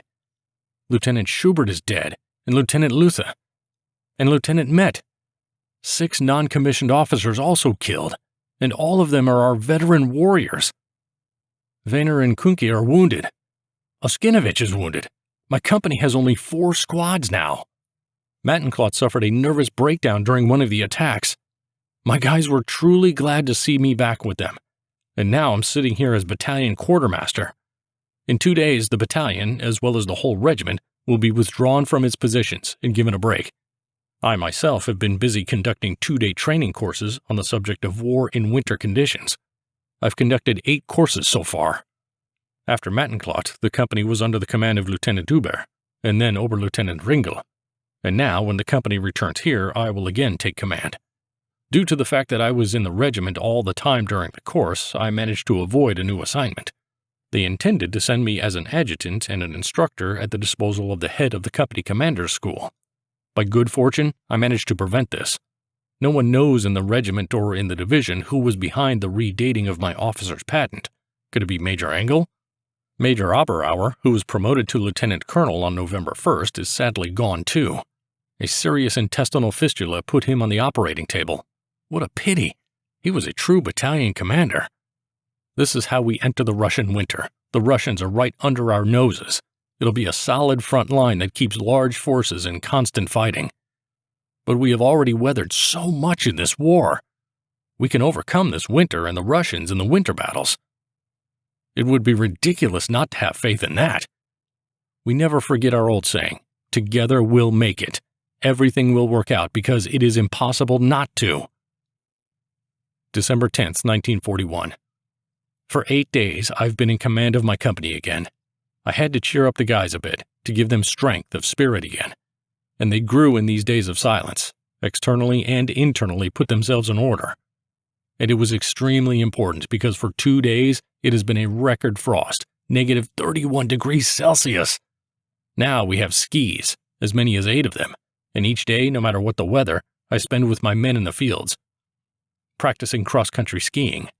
We follow the trail of the partisans. As soon as they show up nearby, and there are plenty of them here, we pursue them, something that is much more convenient to do with skis. The letters come with big delays, evidently because of Christmas parcels. Recently we had an officers' dinner in the battalion. It was fun. We drank a lot of vodka. The only trouble is that there's nothing but schnapps. It's gross. Lieutenant Neumann joined the company yesterday.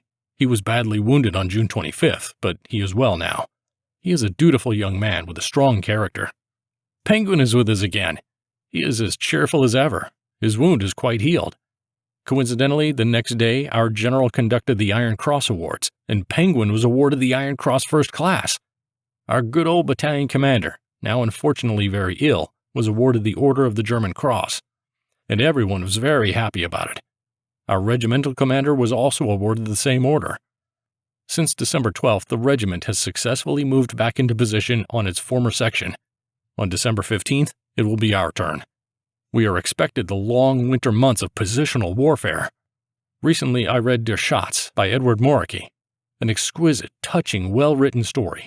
And then there was Morning Ride and The Mask of War. The first book was written by Wetzel, and the second by Moller. I purposely choose literature that's more sophisticated. The brain must be at work. I must force myself into intellectual endeavor. Japan has entered the war with the United States, Britain, Australia, and the Dutch colonies.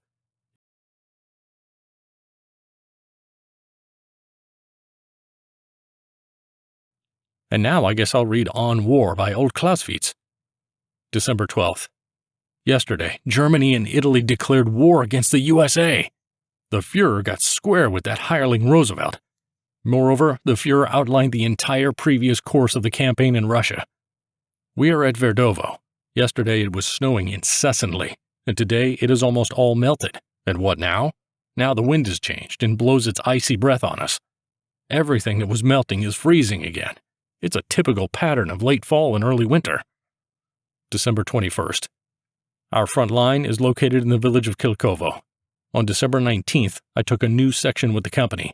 Here the lull for us ended. The company moved forward in 2 throws with an intermediate overnight stay in Krasnaya Gorka. I skied the whole distance, all 44 kilometers, together with my reconnaissance men. I spent the night at the regimental chief of staff, and the next day I got instructions already on the new location. We had to shoot a bit today. At about 5 p.m., a red reconnaissance group approached the only spot where there was a gap in the fence, but they were repulsed. Taking advantage of the blizzard, I at once sealed the gap with anti-tank hedgehogs and wire spiral. When another bad night comes, we will put some more mischief here. That's how we reinforce our positions day by day. I sent my first 2 leave takers. The first one was Fuchs. There's a nice Christmas wreath on the table in the dugout in front of me. Today, a letter came from Mommy asking if I was healthy and if everything was all right with me. The envelope contained a picture taken somewhere near Leningrad. A wounded man lying on a stretcher, smoking a cigarette. It cannot be denied that he really looked like me in the profile. This was confirmed by everyone in the company's command and control department. That's why Mommy's worried. I'll write to her today. I'm under the command of Major von Duisburg, commander of the 3rd Battalion. Erich Bolte, our old strategist, paid me a visit today. We set up wires on all sides, and having dug interconnecting passages so that Erich Bolte could hear, we play gramophone records. We'll celebrate Christmas Eve in the dugouts. Well, that'll work. Today it was reported General Feldmarschall von Brauchitsch and von Rundstedt have resigned. We don't know the reasons yet. Miscalculations? Rostov-on-Don? Klin? Tigvin? Who knows? We are soldiers. We are loyal to the oath, not to names. December 28th. Our Führer has taken command of the ground forces. We infantrymen are especially delighted. The Führer has shouldered even more of a burden. So far, everything is all right at the section, except for the regular firefights. On Christmas Eve, I went around all the dugouts and celebrated Christmas with my guys. December 29th. I just woke up. The sun shines brightly and white snow falls outside. The scenery is fantastic. Before Christmas, I paid a visit to Erich Bolte, standing to my right. On the first day of the holiday, the commanders of all the companies of the 2nd Battalion, together with Chief of Staff and his deputy, organized a brief get-together in forest silence. Erich's dugout. At 2 p.m., getting there on skis, the regimental commander also joined us. He conducted the Iron Crosses awarding. Moritz Hinch, the regimental chief of staff, a great man, was with us as well. We asked Herr Lieutenant Colonel to let him stay with us. Hinch later took a nap in my dugout, after we went around the position together, fired machine guns and threw hand grenades. His only dream is to forget about all his paperwork for a couple of days, one day, and go on a vacation for himself to our front line. Today, our convalescents are coming back to the company. Everyone is extremely happy about it, and the guys are glad to be home again. Now we have to build more dugouts. That's a job for the sappers. They're awfully lazy men. Yesterday, they had orders to put up anti-tank hedgehogs, but they left after only 3 hours. I was mad at them. My guys are out here day and night on the wire, and these good guys sleep 5 kilometers behind the front line and come here for only tours. January 3rd, 1942. Oh well, the last time I lowered the boom on the sappers. After this scolding, they are working perfectly well now. During the day, they are working, and at night, they are blowing something up. The company's losses are 3 men. 2 of them are heavy machine gunners. Yesterday, the Russians broke a rut to the junction of my positions with the positions of the 10th Company. But let's talk about all this in order. On New Year's Eve, there was an unprecedented cannonade across the entire front. They fired everything. It was a great firework. Flares flew all the way to our rear. The anti-aircraft gun behind our positions fired whole bursts into the night sky. The Russians were out of their mind and were firing until dawn. On the first morning of the new year, I welcomed guests from the 89th Infantry Regiment. What a feast we had in my dugout! That is called first rate. In general, we drank everything to excess. We beat our frost record. It's negative 42 degrees Celsius. I even ordered to rotate the sentries once every half an hour. On the occasion of the new year, I got letters from many of my fellow soldiers. I was so happy. January 8th. All is quiet on the section so far. Yesterday I visited von Plato, our neighbor on the left. We had a great time and drank a lot. Weber, the chief of staff, has just telephoned. The Russians have broken through our defenses to the south of Lake Ilmen. The breakthrough, however, has already been localized, and there is no more danger to Staraya Russa. But in many sections of our front line, the forces are very poor. On January 20th, my company will be replaced at the front line. We will have a little respite. Major Engel wrote to Hinch that there are not bad odds to weigh my neck with a new award. All in all, it's pretty weird that this is something I've known about for quite some time. The element of surprise and unexpected joy is completely lost. Regardless, once it happens, it will be a thing. January 12th. On the night of January 10th, I was ordered to hand over positions by the evening of the same day to a company of tank destroyers. Besides us, other rifle companies will be replaced. Our new combat mission is to subordinate to the 123rd Infantry Division and engage in operations to eliminate the enemy breakthrough. The significant enemy forces broke through not far from here, and the 123 moved back. Avoiding the battle, meaning the 123rd Infantry Division. Things happen. At night, we were replaced. We reached Krasnaya Gorka in a marching formation through terrible frost, negative 35 degrees Celsius. In the morning on January 11th, we moved towards Bel on horse-drawn sledges, taking a field kitchen. Upon arrival, we got an order to move on to Lini. We reached it by 10:30 p.m. This morning, we received a new order to start setting up positions immediately. I've just dispatched a large reconnaissance unit under the command of Feldwebel Palkowitz. The division command orders us to take the defenses in separate companies. Sounds crazy to me. We should be held together and then take a combat-ready force. We shouldn't be fragmented. We expect the Luftwaffe to engage today and hit the Russians. The frost still doesn't abate. 3 soldiers are already out due to frostbite. Our boots are absolutely not appropriate for the snowy and frosty winter, and not all of us have a Valenki. I visited the battalion on the way here. They said that the submission for awarding me the Knight's Cross had not been approved by General Feldmarschall Keitel, and I wouldn't get the German Cross. January 13th. We are at Linear. Yesterday the Ivans assaulted us, and this morning they came at us again like idiots. They were tactically incompetent. That's why they were beaten. I grabbed my rifle and fought with the others. Now every killed or captured Russian is a coveted trophy for us. He has a white camouflage coat and Valenki. Today one of my guys, Rifleman Kaufmann, a perky young fellow from eastern Austria, was killed. Gefreiter Tyne was wounded, fortunately lightly. The Russians we killed will be a great honorary escort to my little Kaufmann. The neighborhood of Staraya Russa has been swept clean of the enemy. Fighting in the extreme cold requires a high degree of control mobility. We can't have everyone constantly on our front line, the snow rampart. We need to be rotating all the time, because 46 degrees minus and below, this is no joke. We don't forget to take off the Valenki from the dead Ivans. Our regimental commander now also has his own enemy sweep regiment under our number. So we are Scharf's special battalion, ironically. I think the sweep operations here will soon be finished. Well, what else is there to write about, except for the fact that I hit lice of all possible tonnages on a daily basis. January 16th, 1942. We have been in combat since the very first day we arrived at this section. It is hard and requires everything from each of us. We can sleep only sometimes. Yesterday morning, we had an extremely fierce battle. It started as early as 6 a.m. The enemy attempted to bypass our village from two sides, starting at 2 p.m. on the previous day with an intense and incessant fire from heavy mortars. About 500 mines were fired at the village and our positions. There are countless numbers of dead Bolsheviks around the village along our front line who were killed by us during the defense of the village. My losses for yesterday, 3 badly wounded and 11 lightly wounded. All of them were sent to the hospital. Initially, they were carried about 6 kilometers through the snow on sledges, and then they were reloaded into an ambulance. After the battle, we were briefly visited by the regiment commander. Since today, we are again resubordinated to our regiment, which is good. More and more depends on us now. The Führer ordered us to defend the positions at Molvatici until the last moment and promised all possible support. The Hindenburg squadron has been engaged since yesterday. Besides, the landing of airborne units started yesterday in Demyansk. The previous night had been unexpectedly quiet again. This morning, I even had the chance to bathe, something that had been impossible to think about yesterday. There is no way of predicting how long these battles will last. Anyway, it is obvious that the Reds have succeeded in gathering quite a lot of forces and resources here. Our situation will be very difficult if the artillery will fire on us, because we can't dig into the ground here.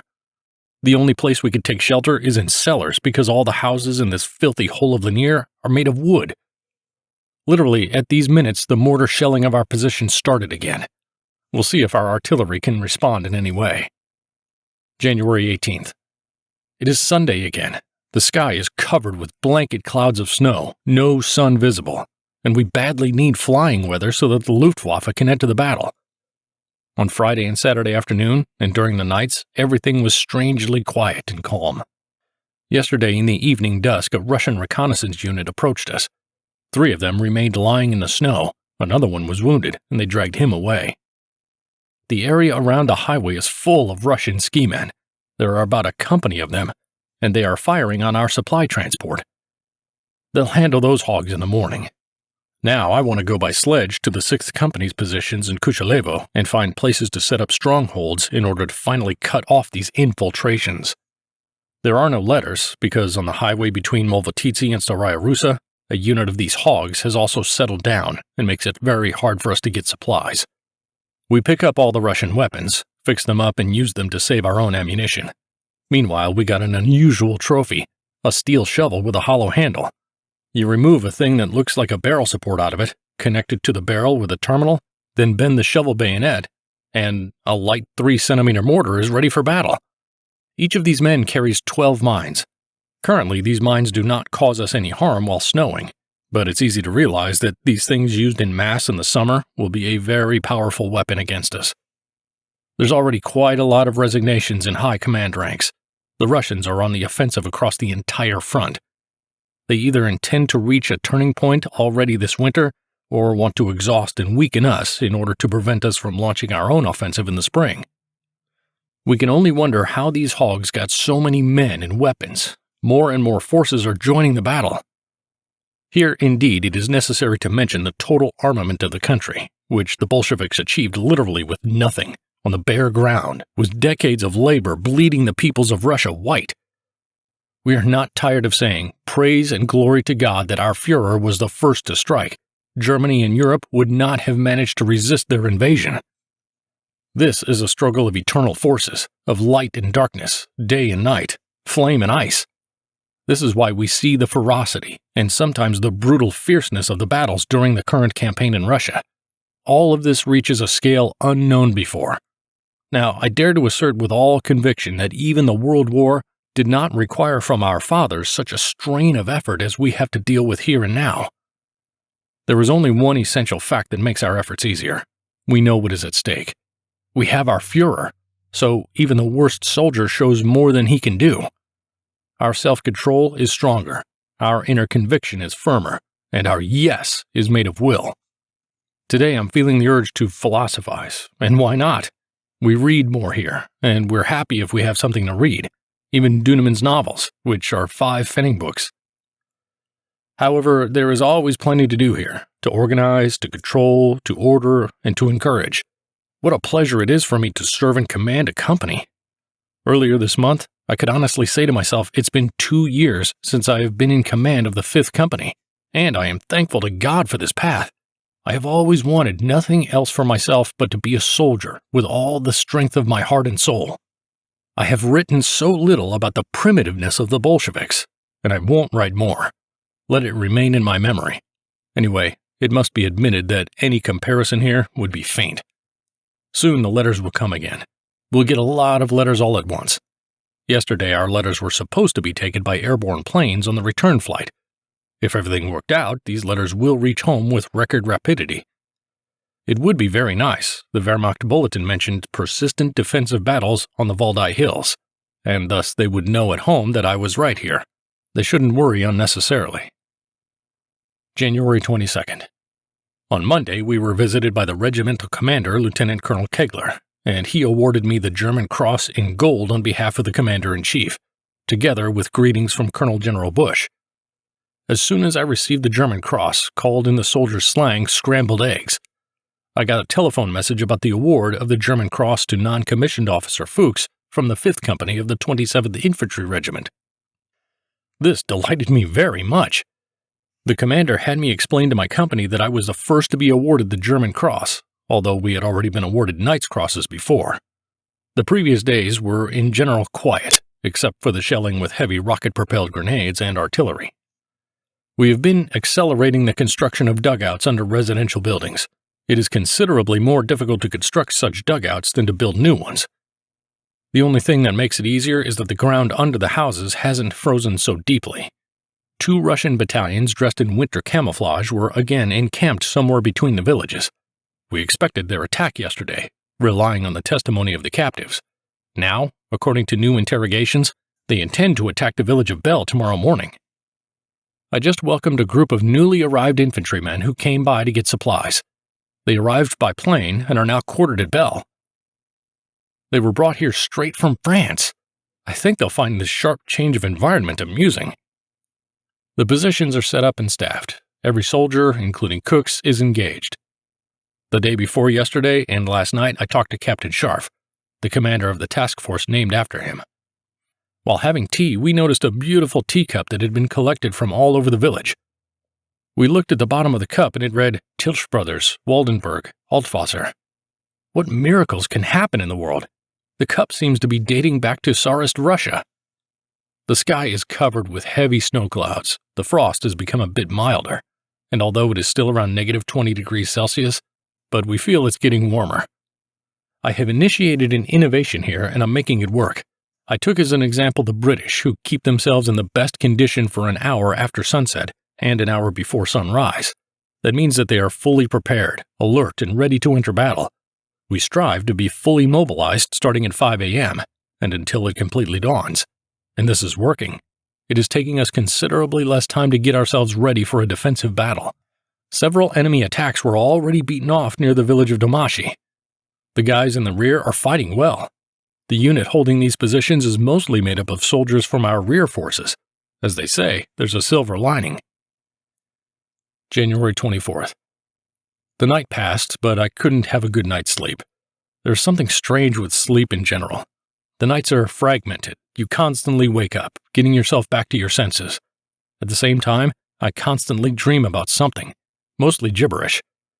When the dawn comes and a new day with it, suddenly the dream is deep and really relaxing. It's all about the condition of our nervous system.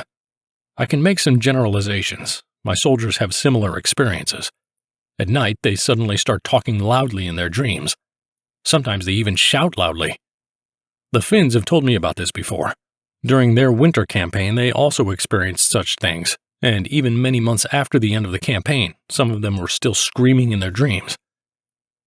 Last night I got a telephone call from the regimental commander ordering me to be prepared to arrive at the division in the next few days to respond to questions about my combat experience, especially in winter fighting. Our current division commander, Colonel Hernekamp, is an artillery officer. It seems that he has a vague idea of what to expect in terms of real combat readiness of his infantry soldiers here and now, with their current uniforms and available weapons. Such gentlemen simply do not have the necessary experience.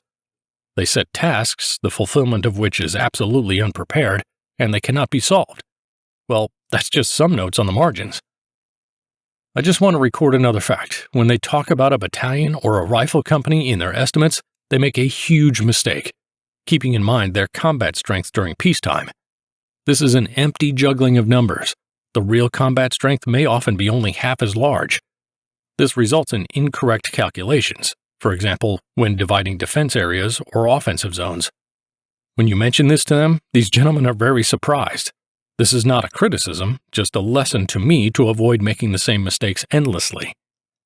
And, of course, it deserves a separate conversation about how the 123rd Infantry Division fights. All of them. I think it's about time a military tribunal should intervene here. It's all too sad to be discussed in detail. It's negative 35 degrees Celsius, and there's a sharp, gusty east wind that chills you to the bone. I wouldn't be wrong if I added that the frost even hurts my head. Soon our letters should finally be here. I hope so. The overall situation at the front is still assessed as encouraging optimism. I hope that soon all enemy breakthroughs will be blocked and their consequences eliminated. In fact, the enemy still keeps infiltrating. This word is gradually becoming a part of history, and we are forced to hunt them down. I hope that today they will finish the equipping of our dugout, because the Bolsheviks are intensively firing at our village with large-caliber self-propelled guns. January 28, 1942. The day before yesterday, I was in the village of Bel, and as I did on my return from Finland, I gave a report to the 1st Battalion of the 376th Infantry Regiment, the men who had arrived here on the Junkers. I saw some terrible things. They had losses due to frostbite. This was partly due to the orders of our division commander. This man, Colonel Hernekamp, had already managed to become so unpopular. Well, I will keep it better in my memory and I won't describe it here on paper. I shall only mention one thing. Our division should be commanded by an infantryman, not an artilleryman. The evening was spent in Penkovo. The regiment commander celebrated his birthday. We had a wonderful time together. Yesterday I moved further to Golovkovo, where the 2nd Battalion of the Airborne Regiment is located. I also gave a speech there. The way there, and I had to make it all the way on a sled, wasn't a pleasant walk. It was negative 32 degrees frost with a strong easterly wind. I hope that I managed to share at least some of my experience with these new people in Russia, and then all of my road ordeals weren't in vain. During this journey, I gathered a lot of rumors. The rejuvenation of the army and the forthcoming purges. People say a lot of promising things, especially in this unit. About the state of affairs, it's still precarious. Now, at most, we know only the state of affairs at the front of our division. All the rest of the information is not reported. Today there were again the letters. In my section, by yesterday, the light weapons fire had eased a bit, but the shelling had intensified. Yesterday we were first attacked with large-caliber weapons, and this evening the Russians opened fire on us with machine guns from a long distance. It doesn't make any sense at all. What are they hoping to achieve by doing this? Today the soldiers of my company were awarded 2 Iron Crosses First Class and 14 Iron Crosses Second Class. I have an excellent rapport with the battalion commander, Captain Scharf. What else? I have a slight cold, diarrhea, runny nose, general malaise. It affects my morale. Well, it'll be over soon. January 30th. The day of yesterday was generally quiet, as well as the day before yesterday. However, it should be mentioned that on the whole front the Russians have activated their reconnaissance. So yesterday about 2 p.m., the reconnaissance group approached us, but fortunately managed to sneak away. About 8 p.m. they attempted again. One of them remained lying motionless. We probably managed to wound 2 others. When we examined the dead man, we found just an incredible amount of money, more than 2,100 rubles. That's rather unusual for a Red Army soldier. This guy had no insignia either. We found only some instructions with him. It's interesting to mention how this instruction, as well as all other Soviet instructions, was drawn up. Their authors assume a primitive level of education of the addressees, and they make real books in pictures, very accessible and understandable. We should make textbooks for recruits in this manner. Many of them are too complicated to comprehend. Today, these pigs are firing 17.2 centimeter caliber artillery at us. Not much pleasure, I'll tell you, when you have a wooden hut above your head. The day before yesterday, between you and me, we had our first letters in 3 weeks. The earliest mailing date was December 26th. That means there's a lot of letters still on the way. Yesterday I was in the sauna. What a great thing it was to wash off all the accumulated dirt. Yesterday we got the sad news. Hans Pent, commander of the 9th Company of the 27th Infantry Regiment, was killed the day before yesterday. He was shot in the head while briefing a fellow commander. What a pity to lose this never-depressed good guy. We were together with him back in Poland, and since that time we had warm, friendly, and comradely relations. This is a grievous loss to the entire officer corps, his comrades, his company, and his soldiers who always loved and appreciated him. February 1st, 1942. Already since 5 a.m., Penguin and I have been on our feet and around our front line. The day before yesterday there was a speech by the Führer. We heard some passages of his speech perfectly, but then the radio went into a continuous noise. Rommel must have really rattled those Tommies. The sappers were here yesterday and they started planting tension mines. I hope the Soviets will fly sky high here. I write in my diary today only because it is the second month of 1942. Today is Sunday, and soon I think it will be the culmination of the Russian winter. Well, and then, woe to those Reds. Sunday. How many heart-wrenching memories are hidden in this word when you say it? What a pleasant emotion engulfed us on Sunday morning. Today we could sleep longer. The bells are ringing in the morning, summoning us to church service. And if you know these churches, you can even identify them. This is St. Barbara, and this is Mary Magdalene, and this is Luther, and this is the Cathedral St. Nicholas, and so forth. February 2nd. The Russian Air Force is very active this morning. They bombed the neighborhood of Molvatitsi. The noise of battle is heard from there. This afternoon, these bastards opened artillery fire on us. They shoot only large caliber and with long pauses. It's disgusting. Everything so far without any unpleasant effects. All the shells fall near the village.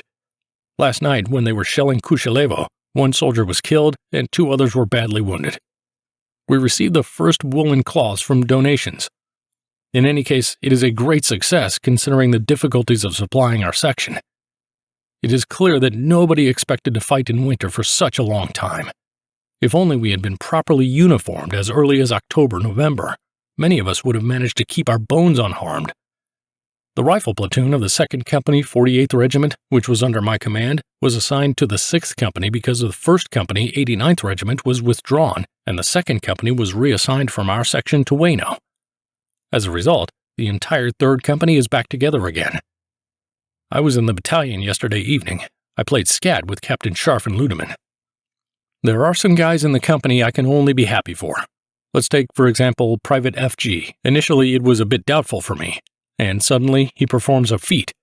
He was awarded the Iron Cross 2nd Class and was promoted to the rank of Gefreiter. However, there are many other conscientious and bold guys, but there are also potboilers. And what are they like? They're moral degenerates, and it's not that they do not know how. Oh no, they don't want to. This crowd has to be driven. They are eternal companions, those who always try to stay a step behind during the attack, those who come running at the very moment when the frontline soldiers have already broken into the enemy's position. They are the first to carry out the wounded, so they are being killed less often. These people are always inspired by the precept, "Blessed are those who are deep in the rear, because someday they will see the motherland again."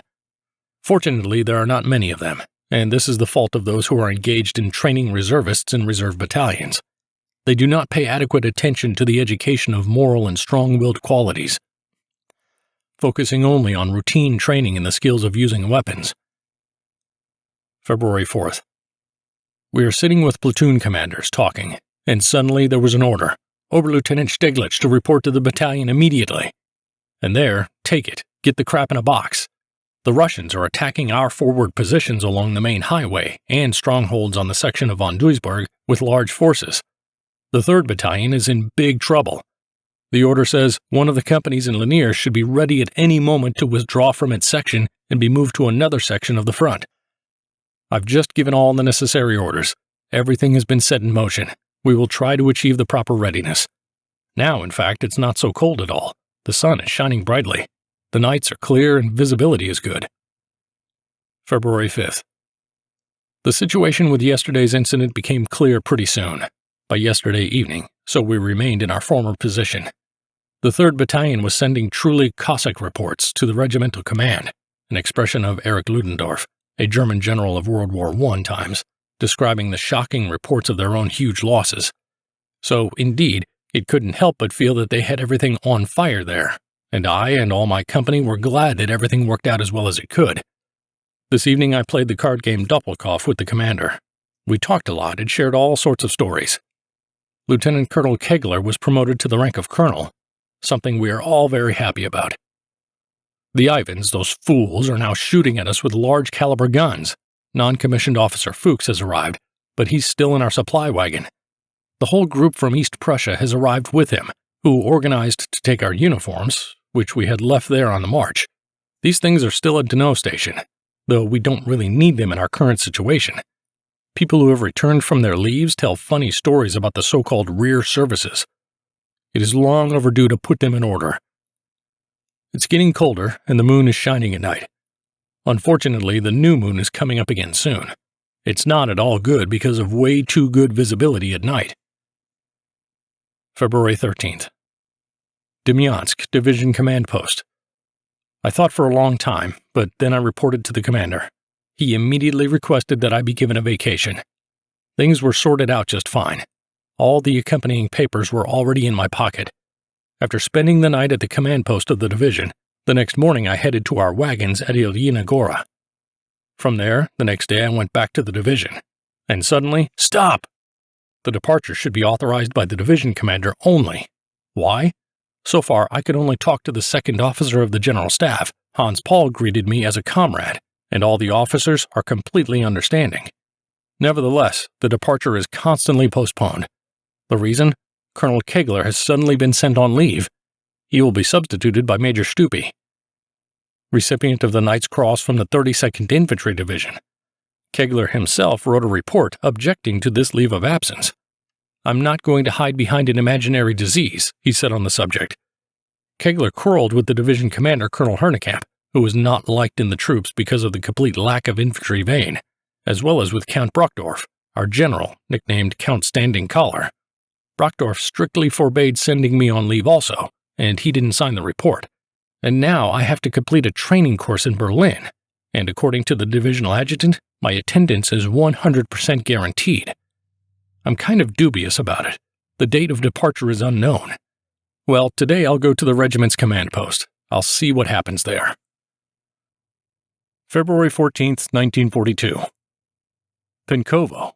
It's a wonderful winter day. The sun shines bright, and there's no severe frost.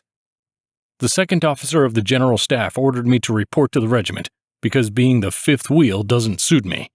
And now I have orders from the division to wait for summons to attend a course of educational films. That's the name of this thing that should be held in Berlin. Everything is all right in my company.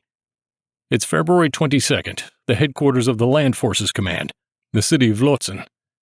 I need to tell about everything consecutively in order to keep the memory of this time forever. Full of trials and impressions that overwhelmed me in such quantity as I have never seen before.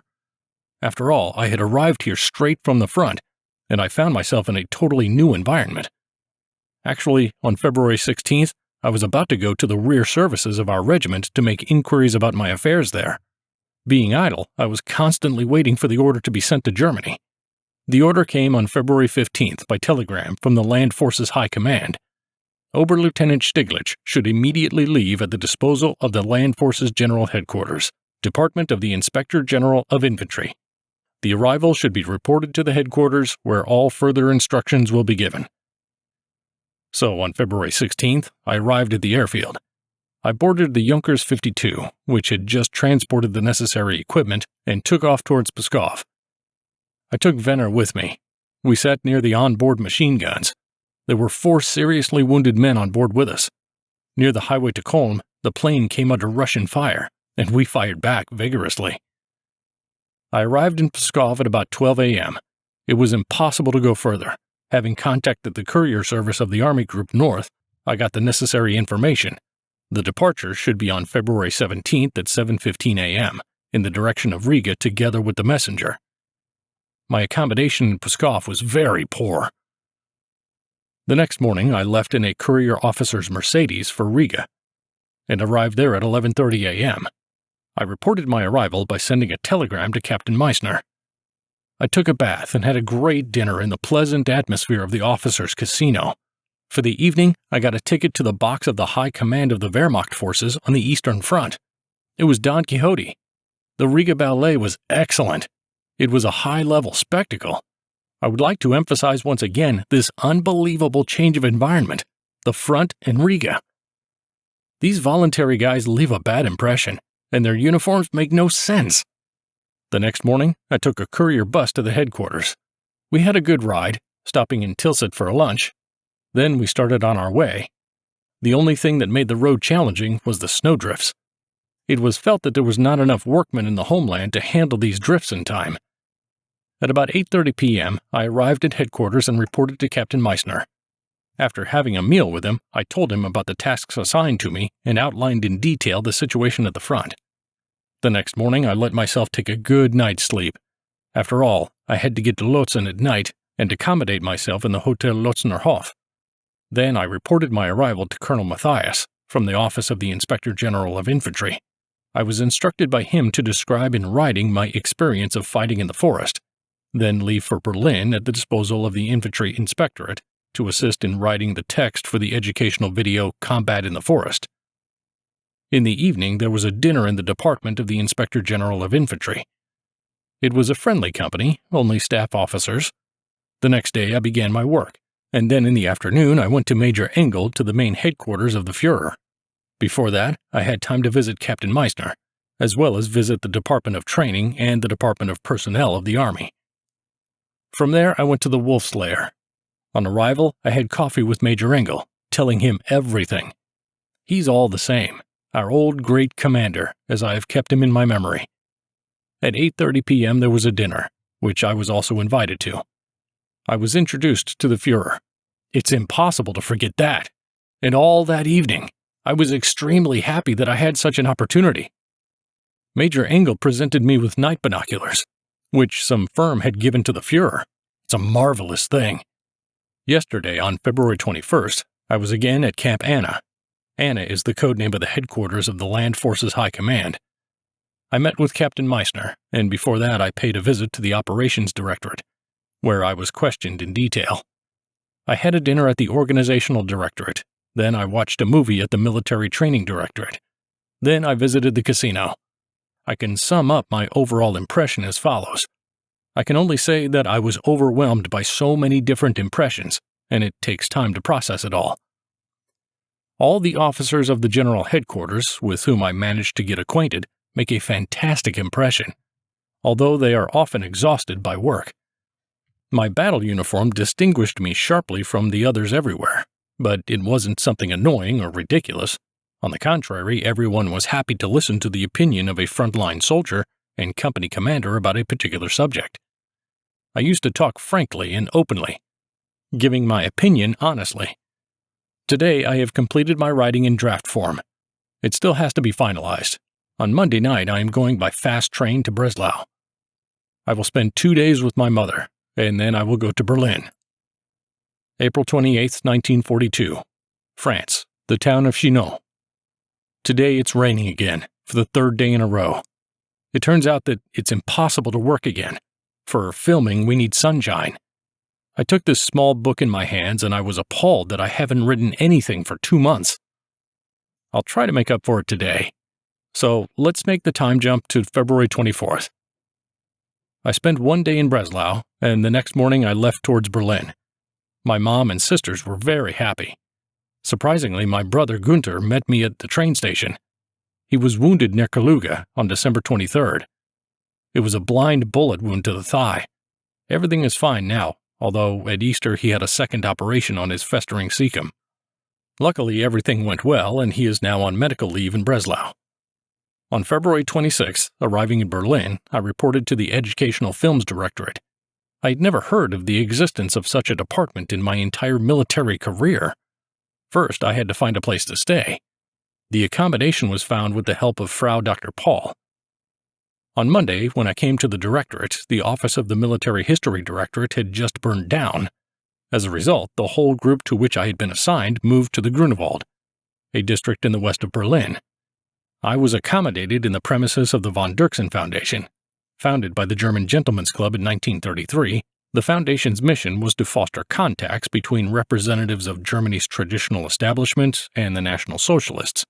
It was named after its patron, the noblewoman and lobbyist known in Berlin as the salon owner Victoria von Dirksen. The job was initially quite boring, as I had no well-defined range of tasks, but Frau Dr. Paul took care of me, and Hans, her husband, would give me tasks to keep me busy. It was moving to see the sacrifices of their parents.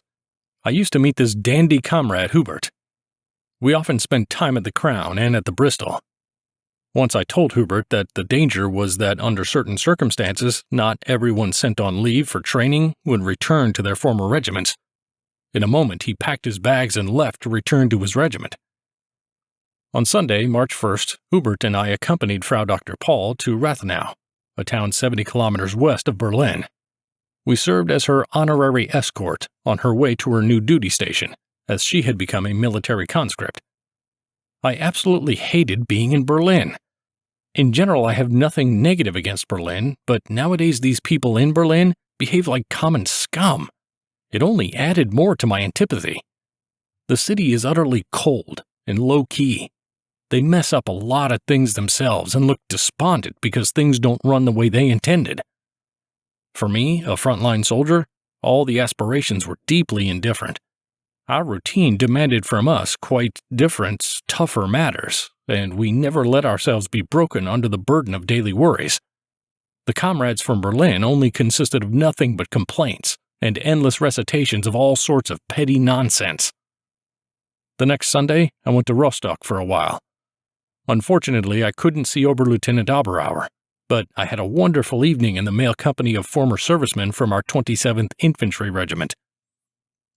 I met all our former strategists who are now on medical leave. Unfortunately, Captain Mattenclot was among them.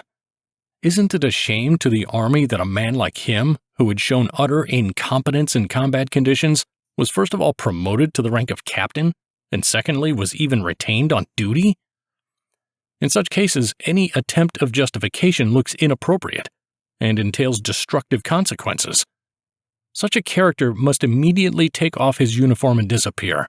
Whether his father be a general 1,000 times over, I don't know who else. I have written to the regiment about it, and everyone is as indignant as I am. I stayed in Rostock until Monday.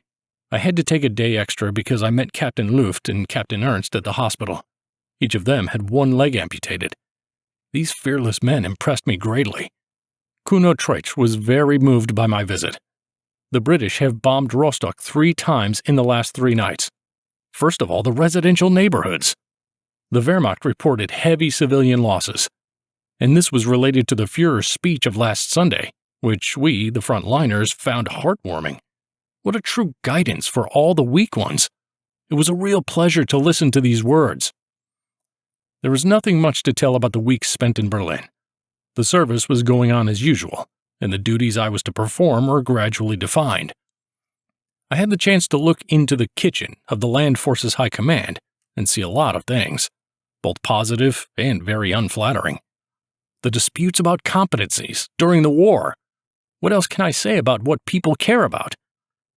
My mission was extended, first until April 30th, and then again until special instructions. I objected as much as I could, but they kept telling me that I was needed more here than in my regiment. I had my mind and heart in eternal confrontation with each other. On March 30th, our working staff left for filming in France. For this reason, my assignment was also extended. On Sunday, March 22nd, I went home once again to get some belongings. There I got sick and spent the whole day in bed due to stomach problems. Our work in Chinon on the Vienne started to gradually unfold. We have had to face many difficulties, but the only thing that is holding us back now is the weather. In physical aspects, I get a lot of rest here, but my mind, I am always with my company. The regiment is engaged in heavy fighting and suffering casualties.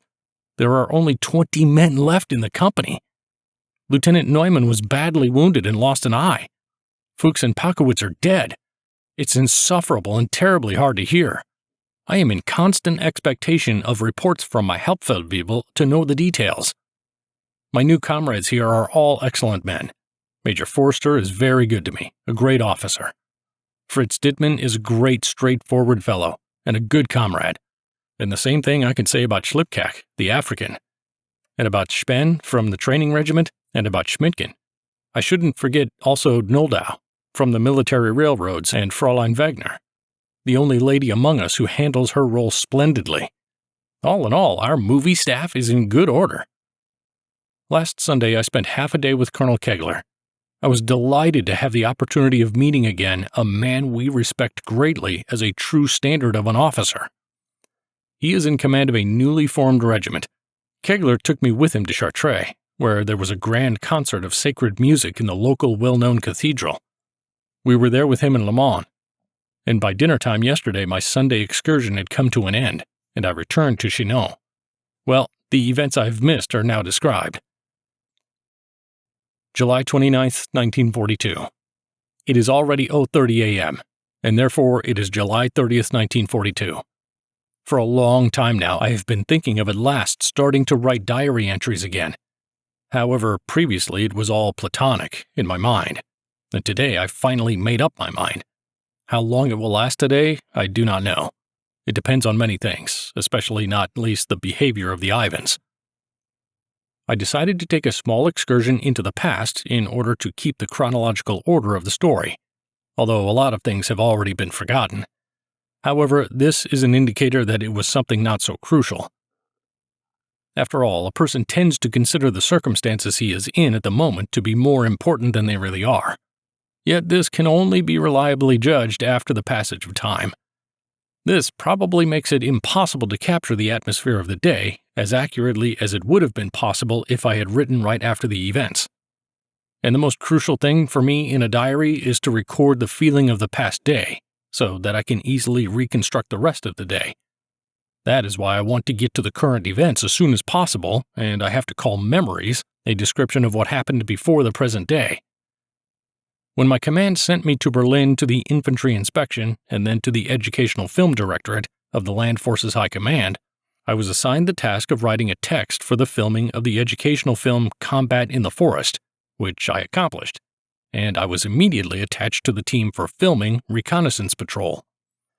When I was informed that as an actor and consultant with experience on the Eastern Front, I must go with all of them to film in France, it was too much. But I got the order and I just had to fulfill it. To be honest, today, when I have returned to the paradise called Soviet Russia, I am happy to recall that all these adventures fell to my lot. I would only like to say that I missed my company, which had to fight hard. The springtime in France, La Loire Valley, it was magnificent and unspeakably beautiful. The filming was at first not too enthusiastic for me.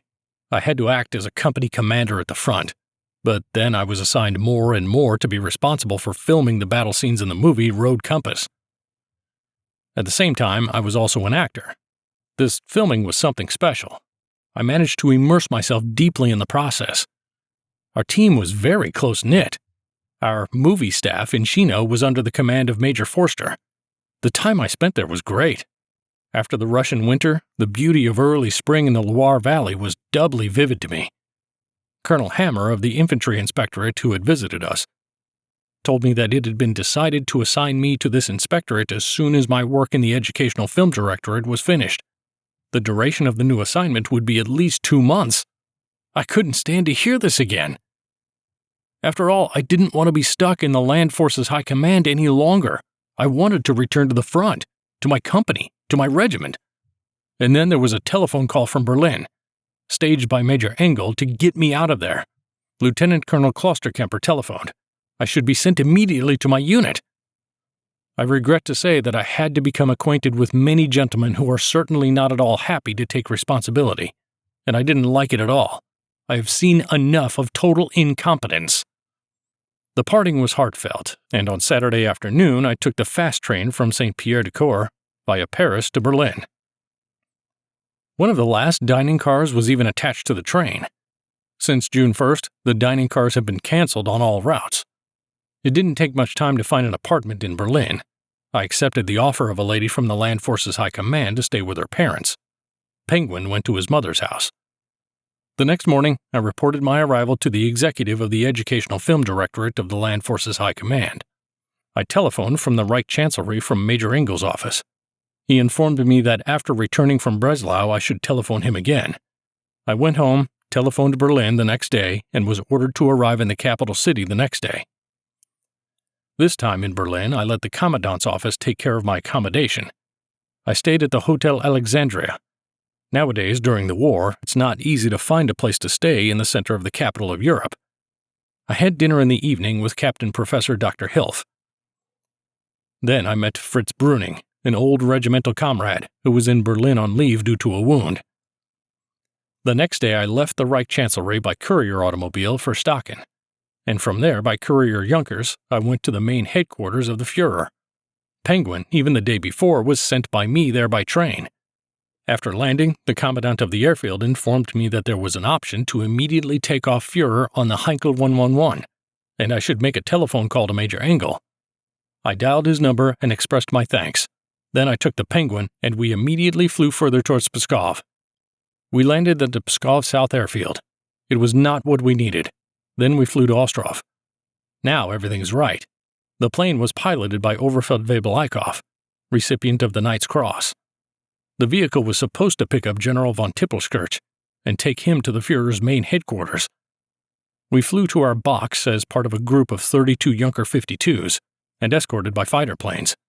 We landed at our destination point at 8:15 a.m. I went further to the regiment by a trophy truck. Well, here I was back at home again. I reported my arrival to the regiment commander. We had a drink with him. I asked him about all the things that had happened here without me. I told him a lot, because I had had a lot of adventures. Under pouring rain, I went on foot to Scharf's battalion in Ojeady, where my company, still subordinated to the 123rd Infantry Division, was located. By the time I got there, I was soaked to the skin. After briefly greeting the battalion commander, I moved on to my company. To my guys, there are so few of them left here.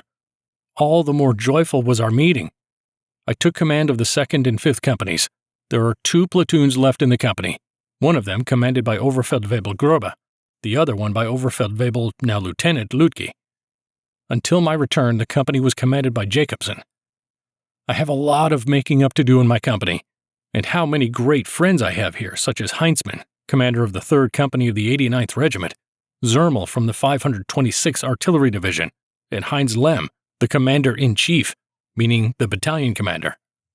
I often recall our pub in Ojeady, as well as my Antex bar, characters from popular jokes in Silesia, where the author of this diary is from, and the dugout, which was perfectly equipped, yet my boys did a great job back then. Sometimes there were skirmishes. Twice we succeeded in destroying the Ivans while they were taking their initial positions.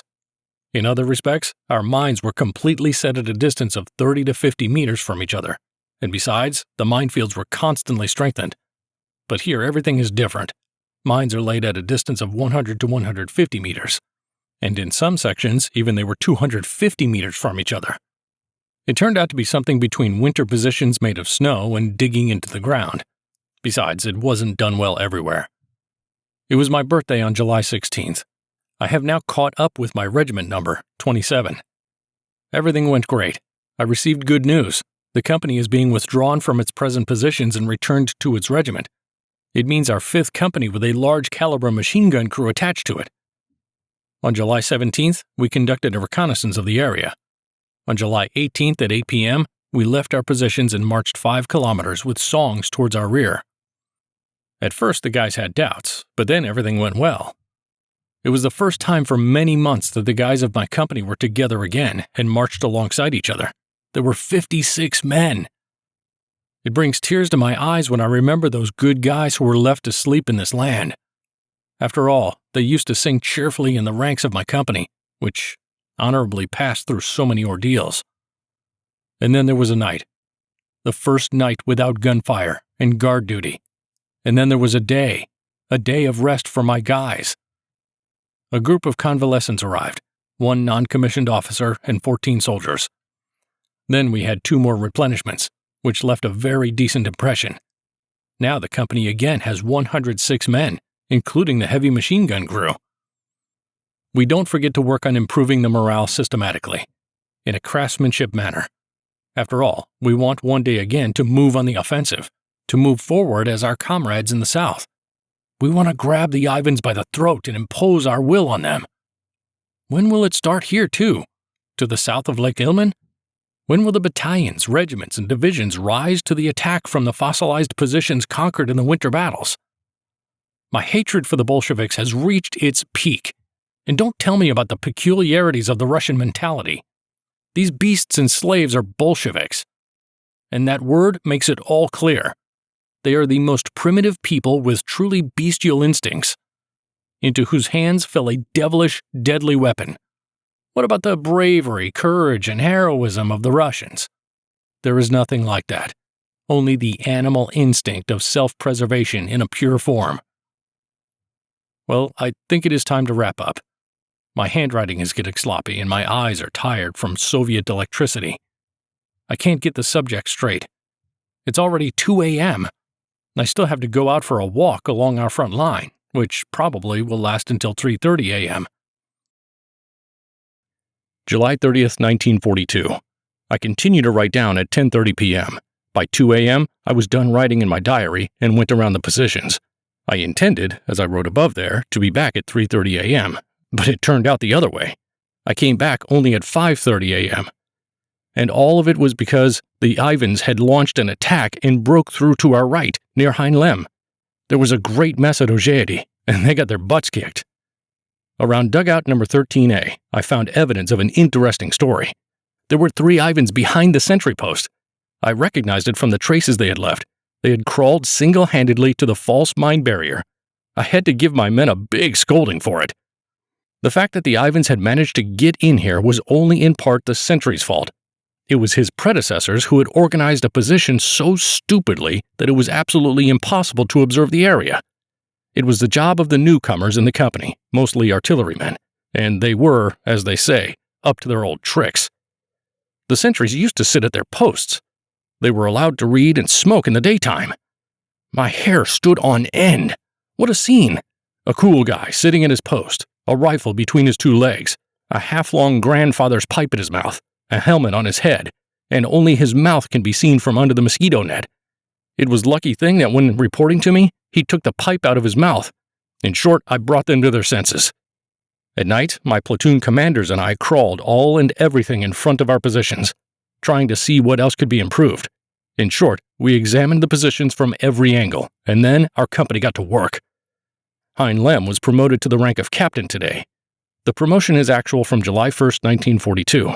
I am extremely happy that the next rank was given to one of our best commanders, a born soldier. It is a terrible shame that I won't be able to pay him a visit to congratulate him personally. Oberleutnant Bolendovich is coming to see us tomorrow to gain from our experience. As for the rest, I have a very solitary way of life in my section, between the vets to my left and the 2nd Battalion of the 376th Regiment to my right. That's what drives me to keep a diary. August 6, 1942. In the frontline positions at Lunyovo. I have just bathed in Demyansk.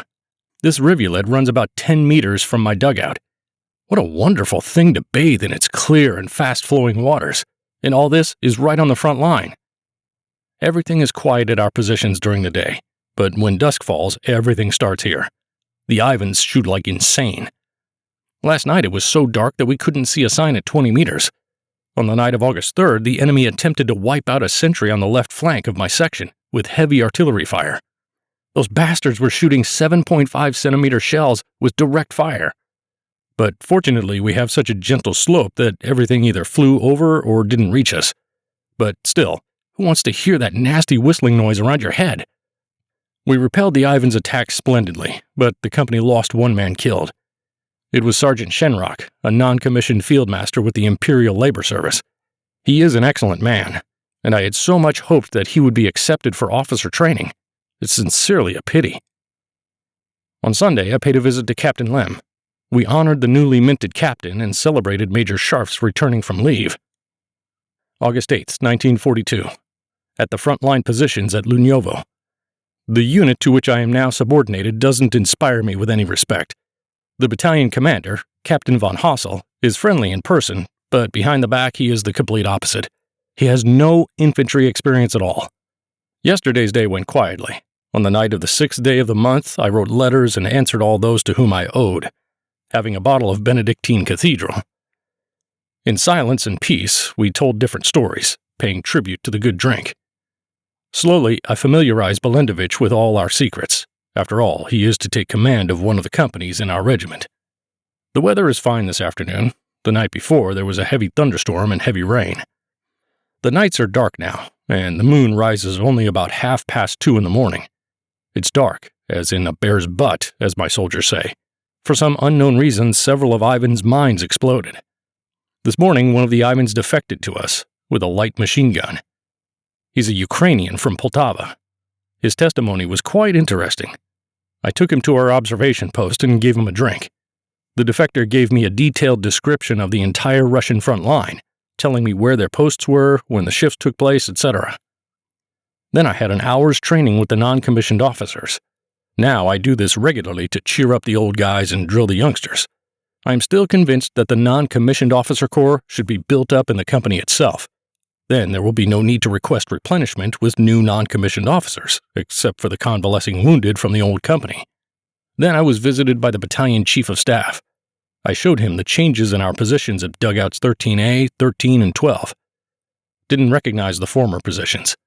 The more I get to know this battalion, whether at the level of command or in any other way, the more I am convinced that all of them are beginners and unskilled, albeit they don't want to admit it. And how much they enjoy jabbering, just like old warriors. Tonight, it's dark, as in a bear's. August 11th. We've had messes the last 2 nights. We've lost one man killed, a bullet hit the carotid artery. It's an instant death. Since the day one of them defected to us, the Russians have been pissing the hell out of us with shelling. I think the company the defector served was immediately withdrawn from the front by the Russians and replaced with another. In any case, they've gotten pretty active. The day before yesterday, I requested 30 shells for a light infantry gun, and we started returning every shot they fired with one of our own. This has brought them to their senses to some degree, but tonight they still shell like mad. To the south, our offensive is going well, and we're stuck here tight. It doesn't look like things are going to turn for the better. There's not even a rumor to speak of. I spend an hour every day training the junior command staff. I want to engage the youngsters so that their minds will gradually come into focus. August 15th.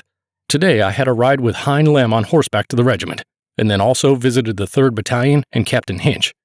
It was nice to see and talk to old comrades again.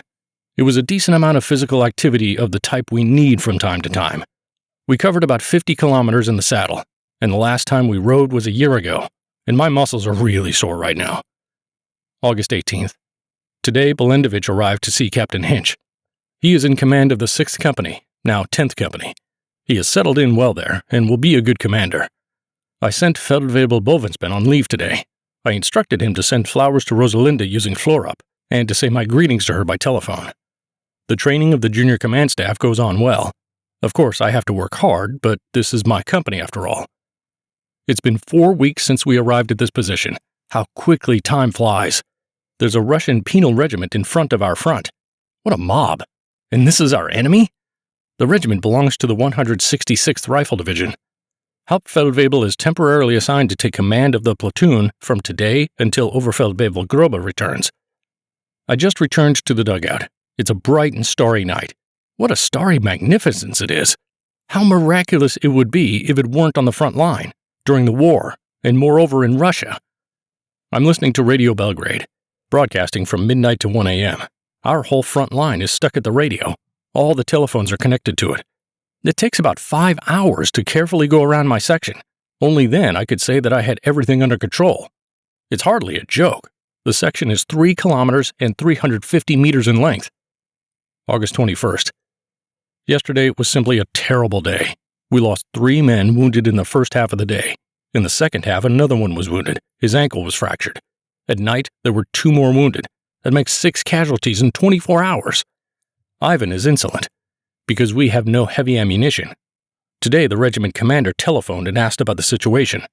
I described our situation to him and requested 10 shells for our artillery, which were immediately delivered to us. At 11 p.m., we arranged for them a concentrated bombardment of all kinds of weapons, attacking the section from which they were bothering us most of all. We did a lot of damage. Since then, the section has been quiet. We gathered all the machine guns, and there are about 20 of them, in one place, and the Ivans had a great deal of trouble. In addition, we had light and heavy mortars, heavy machine guns, light infantry guns, and artillery. In short, we gave an excellent show. In the pre-dawn twilight, when the fog appears, they shoot as recklessly as they did all last night, and then they get their butts kicked. I think we'll bring them to their senses eventually. Tomorrow, our convalescents arrive. 4 non-commissioned officers and 7 soldiers. I'm especially happy about that. They'll be great reinforcement for the company. We depend on every soldier returning to the ranks. Overfeldwebel Jurison wrote me from the hospital, where he's been lying for 12 months. He explained his silence by the fact that I'd been declared dead again. And this is the 2nd time. Now, I had supposedly hit a mine in a passenger automobile. The training of junior officers is starting to pay off. Now I'm concentrating on education and morale. Earlier, I thought that, first of all, it is important to master the weapon perfectly, but the company's morale should also be high. And then I won't waver even in the hardest battles. August 23, 1942. Sunday has just begun. It's nearly 2 a.m. The radio goes on with some nonsense, song after song. The lyrics of each next one are dumber than the last, but everyone listens with apparent amusement. Today, the convalescent soldiers arrived. They're a bit wilder. This is all because they had no real commanders in the reserve units, but we'll fix that in the very near future. Today, I spent several hours talking with non-commissioned officers Frese, Schneidenau, and Lohmann. I laughed with all my soul at their stories, especially those by Frese. Otherwise, everything is slowly moving on. We are all expecting the beginning of the offensive from our bottleneck, but it will have to wait for a while. In the south, the front moves forward at a good pace. Our men are pushing hard. That's where it looks like the fate of the whole campaign will be determined. We're building new dugouts. I've launched a whole fortification program. I want to relieve some of the overcrowded dugouts by putting people in neighboring sites. As a result, everyone will be a little closer to their positions. Our trophy infantrymen are quite annoying. I have to deal with them. These guys are artillerymen, coachmen, and drivers of ammunition trucks. I can understand them. They wouldn't mind remaining with their batteries, take their nags out of the stable once a day, and with a spank on the back, drive them to gaze in the meadows. This life is much more comfortable and safer than the life we have in the infantry. And since they have no conscious wish to do so, they don't do their duty properly. I have to yell at them all the time. The danger is that they might spoil the other guys in the company for me. Of course, there are good soldiers among them too, but rather as an exception. August 25th. The mood is worse than ever. This morning, the chief of the division supply service took 4 of my men away at once, without even a promise of replacements. This is already a real human trafficking. I have such a situation on the front line that even 1 soldier is needed. That's why I have to make official scandals, using harsh expressions. On Sunday, the battalion commander invited us to his neighboring section. He offered us a bottle of homemade cognac. We had a conversation. At night, I spent 5 hours inspecting our front line. The day passed yesterday without any incidents. During the night, I drafted proposals on the regulations for the performance appraisal of soldiers. There is a lot of things to correct regarding it. I wonder how my proposals will be accepted. Surely our high command doesn't know anything about it because it all happens at the company level. So that's how I earn my soldiers' bread. For the rest, we prepare for the winter. I have developed a detailed plan of works to build everything orderly. Dugouts, trenches, camouflage, sauna, roads, re-equipment of the site of rear services. A permanent place for the field kitchen will be set up 400 meters behind the front line, and many other things. I hope that we will be able to at least use what we build here. We could still build it now, but in the fall and winter, it is impossible. We're in the last third of August. August 28th. The day before yesterday, we had a visit from the regimental commander, Colonel Stupy, who personally inspected our section. He spent more than 5 hours in the location of the company and expressed his full satisfaction. It was suddenly sweltering and steamy in the evening. Then a storm came through, bringing some coolness. The day passed peacefully yesterday. There was no particular incident.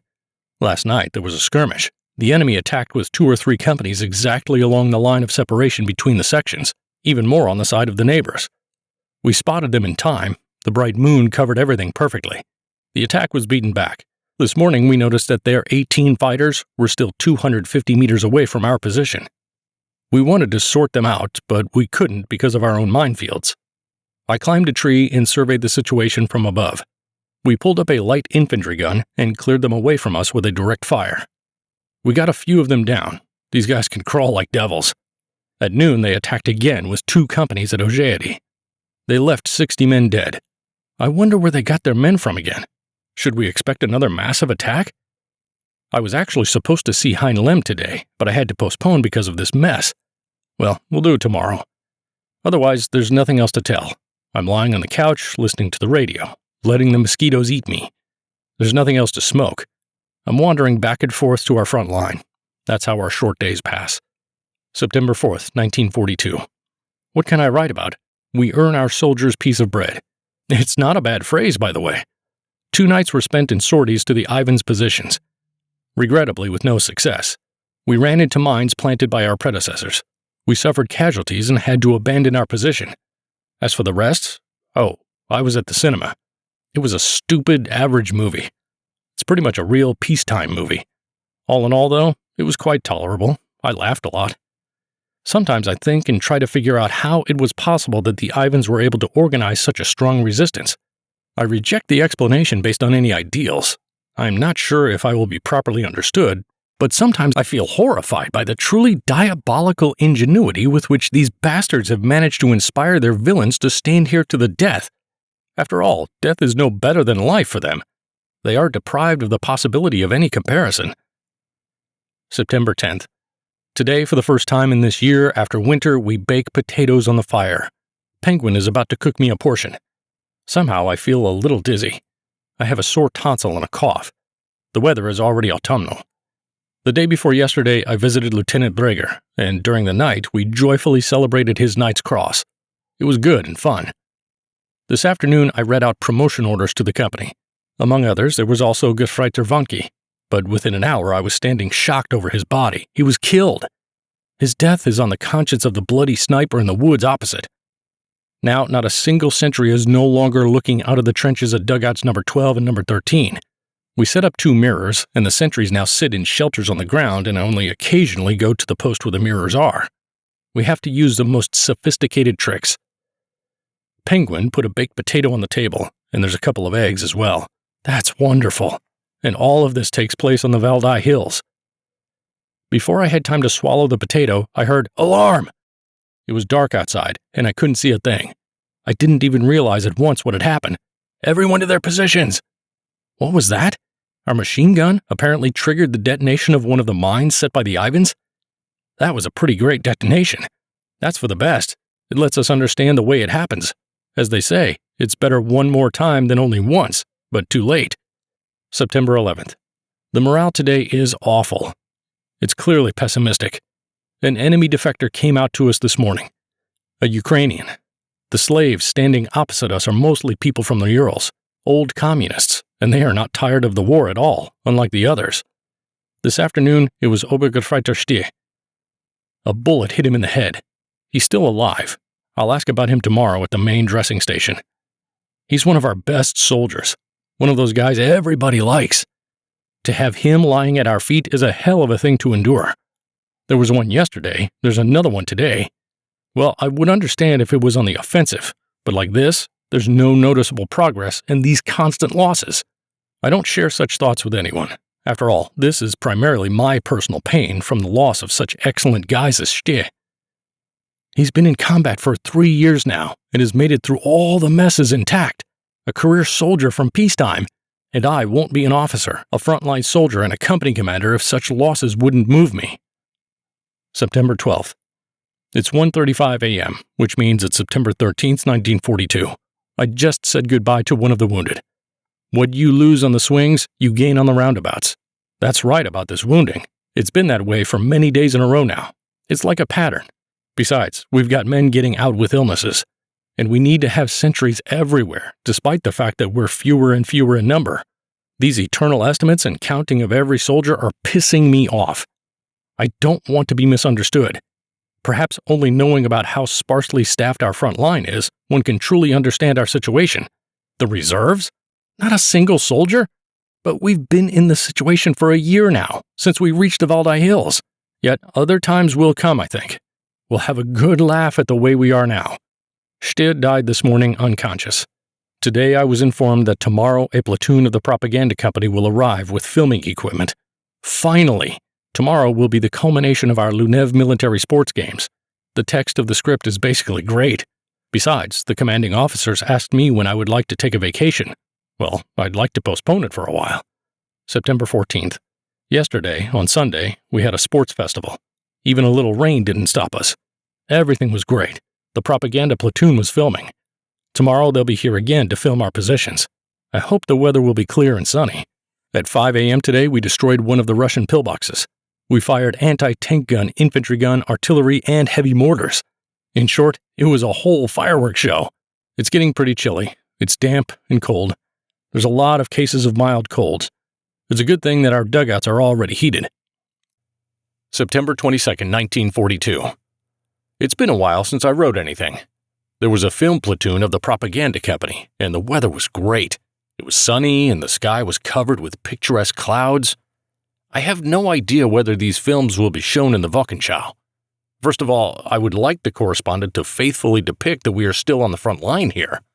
After all, much depends on it, or else they will think that we don't even have a war here anymore. One day last week I visited Captain Hinch. It was a short march of 20 kilometers. Mr. Colonel was there at the time. On the way back, we stopped by Lieutenant Moose's campground. Last week, they finally delivered the merchant's goods. On Sunday, Oberfeldwebel Gruppe arrived, and he was assigned to the training company. We had a grog dinner. Besides, we celebrated the awarding of the Iron Cross First Class to my platoon commander, Feldwebel Jost. Besides, Feldwebel Bovensman had just returned from leave. On Sunday morning, all my non-commissioned officers reported to me at once. Then, under a heavy gully washer, I went for a walk to Moose's campground. Lieutenant Moose had shot a grouse right in front of his front line, and we had a nice meal with it. In the evening, I went back in total darkness. As a matter of fact, we saw the first snow last Sunday, but it all melted at once. It's already getting pretty cold at night. There's frost every morning. That's right, the fall weather comes very early here. Today I went to Eichendovo to take a sauna. I have a bad cough. I got a cold. Then I went to the battalion. There's a great deal to do at the section, but we're short-staffed. We must have a rest too, because our rest time is constantly interrupted by sentries. The letters are coming irregularly now. September 26th. I found time to write about everything only today. On September 23rd, I had visitors. My right-hand neighbor, Oberleutnant of the Veterinary Service, Dr. Lupke, and Lieutenant Kern, forward observer. We talked for the rest of the second half of the day. The night was peaceful. The next day, Oberleutnant Heinzmann and Lieutenant Breger came out to visit me. At 9 p.m., it wasn't more than 10 minutes after they arrived. Alert! The signal came from the machine gun point, which is 75 meters from the observation post of the company. I rushed outside before I even had time to put on my coat, and then I got a report. One man had disappeared. Obergefreiter Tange from the 8th Company. Another sentry ran away from his guard post. Now he's terrifying. I went with Penguin, Feldwebel Jost, and non-commissioned officer Schulte to chase after the Ivans. At once we ran into their cover. We had a duel with machine guns and hand grenades. We captured one of their officers deadly wounded. Unfortunately, he passed out. I was about 15 meters from the Ivans' position and threw hand grenades at them. I blew out the entire magazine of my automatic rifle and the entire clip of my pistol. I only had my puko and hand grenades. Then we spent another 3 hours crawling in front of our positions. We examined all the traces. Tanga, apparently offering no resistance, fled with them. When I faced the Ivans, I let my fury run wild. They lost 4 men confirmed dead. These bastards were without boots, with rags wrapped around their feet. It was awful. The incident doesn't let me stop thinking about it. This disappeared guy, he wasn't a man of strong character. He liked to talk a lot, beyond all measure. I doubt very much that he's not going to reveal everything. I mean, he was scared and even ran with them. Well, we must be ready for everything. So I sit here and think about the odds. This incident has affected me strongly. I'd gladly put only myself as a sentry at all posts, but I can't do that, and I don't have complete confidence anymore. You can judge about young guys only after the first mess, because Tanga had never been on the front line before, being an assistant to the weapons technician in the battalion convoy. And the gentleman born in 1905 to 1910 is a completely different piece of work. When universal conscription was introduced, they were very happy, because it was already too late for them, and now they've gotten to them too. There are characters among them who suddenly find themselves with all sorts of diseases. Well, if I could get them. I'm so angry. Oberleutnant Poppets arrives tomorrow. We'll probably be out for a walk soon. Hold on. October 20th, 1942, on the highway Demyansk-Molvotitsi. I haven't written for a long time, and today I just started writing because I want to pay tribute to the memory of the heroically fallen comrade who was very close to me. Bob Radance died in the defensive battles near Rzhev. In Russia, he was wounded 5 times and was awarded the German Cross in gold. We were together until the end of the campaign in France, and now he's gone. He was an example of an ideal officer. It's hard to find an officer who lives and, most importantly, acts according to his high ideals. The soldiers worshipped him. In battle, he was captivatingly unstoppable. The old guard of our regiment had lost another of its soldiers. Well, since I sat down to write, I'll give some more details about what happened during this time. We, as we have done many times before, moved again, this time closer to the highway. The section is 3.7 kilometers wide. To the right, there is a forest position. The Ivans, in about 60 meters opposite to us somewhere, then some stupid height with a short slope, a dead zone. Behind it, there are 400 meters of positions on the swamp, and a height with a position of a heavy rapid-fire machine gun. Then there are positions on the front slope. Why haven't I written anything? Well, I just had no time. I had to work hard. The whole company took shovels. The words can't describe the condition in which we took these positions. Our predecessors did nothing here the whole summer, and now we have to compete with the weather and complete everything before the first frost hits. Now we can at least fill our heads with a little bit because we have been laboring for 3 weeks without a break, and at first we didn't even know where to start. This week the new Anteka bar will be ready, and then the sauna. It is necessary to equip hundreds of meters with camouflage, a 2-meter wall of spruce branches. The letters come chaotically. Once the land corridor was broken through, the supply by air was cut off. Tanga, who was captured by the Russians according to the words of the defectors, proved himself honorably. When he was led past the bunch of rifles, he killed 1 sentry and seriously wounded another. He didn't reveal anything to them. He had restored his reputation. It was a pleasure to hear about it.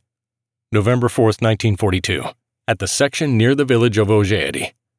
The work on our last section was going on, and there was a great deal to do there, and it was already evident how much we had accomplished. A reconnaissance group from my company, having previously shot the forward Russian observer, blew up their firing position. The big sortie was scheduled for October 29, 1942. And the night before, actually 2 evenings before that, I solemnly launched Anteka Bar No. 3, a splendid construction. We have never built such magnificent dugouts. The next day, Colonel Stupi telephoned, "Steglitz, tomorrow morning, leave for the east. You will take command of our 1st Battalion." Well, that was a pretty straightforward order, and I breathed a sigh of relief. The big sortie we started from the 3rd Company's position on the left went great. I had to fight my way back under return fire from the Ivans. They were shooting hard, with 25-centimeter shells. It's good that the terrain was swampy. The closest burst to me was about 8 steps away. I was covered upside down in mud and silt, but luckily without any bits of metal. So that's how I ended up here. I don't know for how long. Anyway, as long as Major Scharf will be replacing the commander of the 422nd Infantry Regiment. And that, in turn, depends on the recovery of their former regimental commander, including his subsequent leave. In fact, it is still questionable whether Major Scharf will be back here. In general, I quietly buried the dream of a vacation. Everything will somehow resolve itself. We'll cope together. In any case, we need to work hard here first. Here, as well as we did in our regiment, we organized a successful sortie of an attack group. And at the same time, we suffered no casualties. It worked out perfectly. The weather is very changeable. There has been no frost so far, but today it looks like it will be. It has snowed wet many times already. What a difference that makes compared to last year. And now we've got a whole month of winter behind us. The Ivans strongly don't like it at all, for they are pinning all their hopes on winter again. On November 7th, we expect something big from them. Perhaps we can bet on an offensive towards Kulm. Will it happen? In any case, they've assembled a considerable force against us here, and they're remarkably quiet now. Well, we're always on guard. They better keep their butts out of here. We'll meet them, just let them announce their presence. November 27th, at the position in the woods at the village of Pekino. I finished another notebook on November 4th, 1942, and now I'm many kilometers away from Ojeady. It's been pretty hard work here. This morning, we managed to accomplish a great trick. It worked out perfectly. We took the Ivans down, and the most important thing is that we came back intact. I'd like to tell everything in sequence. We organized a sortie of an attack group in Ojeady. It was a total success. On November 7th, the Russians launched an offensive and were beaten badly. We even took prisoners. How strange sometimes premonitions are. The night before, I noticed that behind our positions there were plenty of ready-made wire fences, and I ordered to set them up in front of the positions at night. And that was the matter.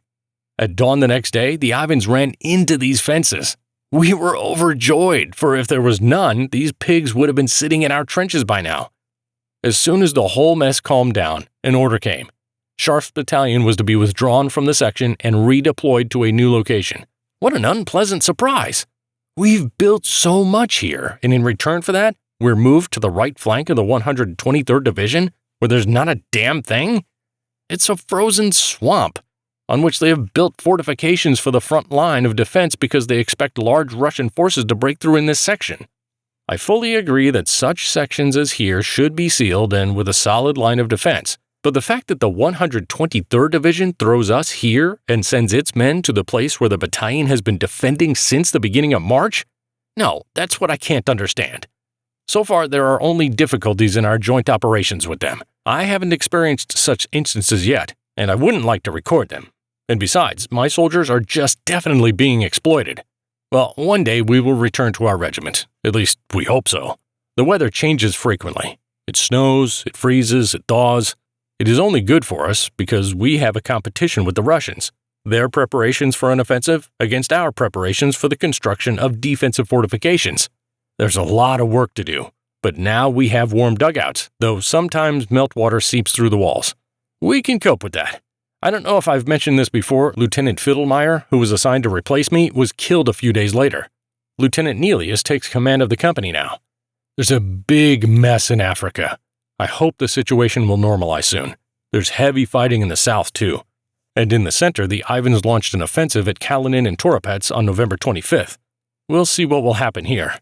Will the Russian offensive start from south to north in different sections, one after another, like it happened last year? Will there be a repeat of last year?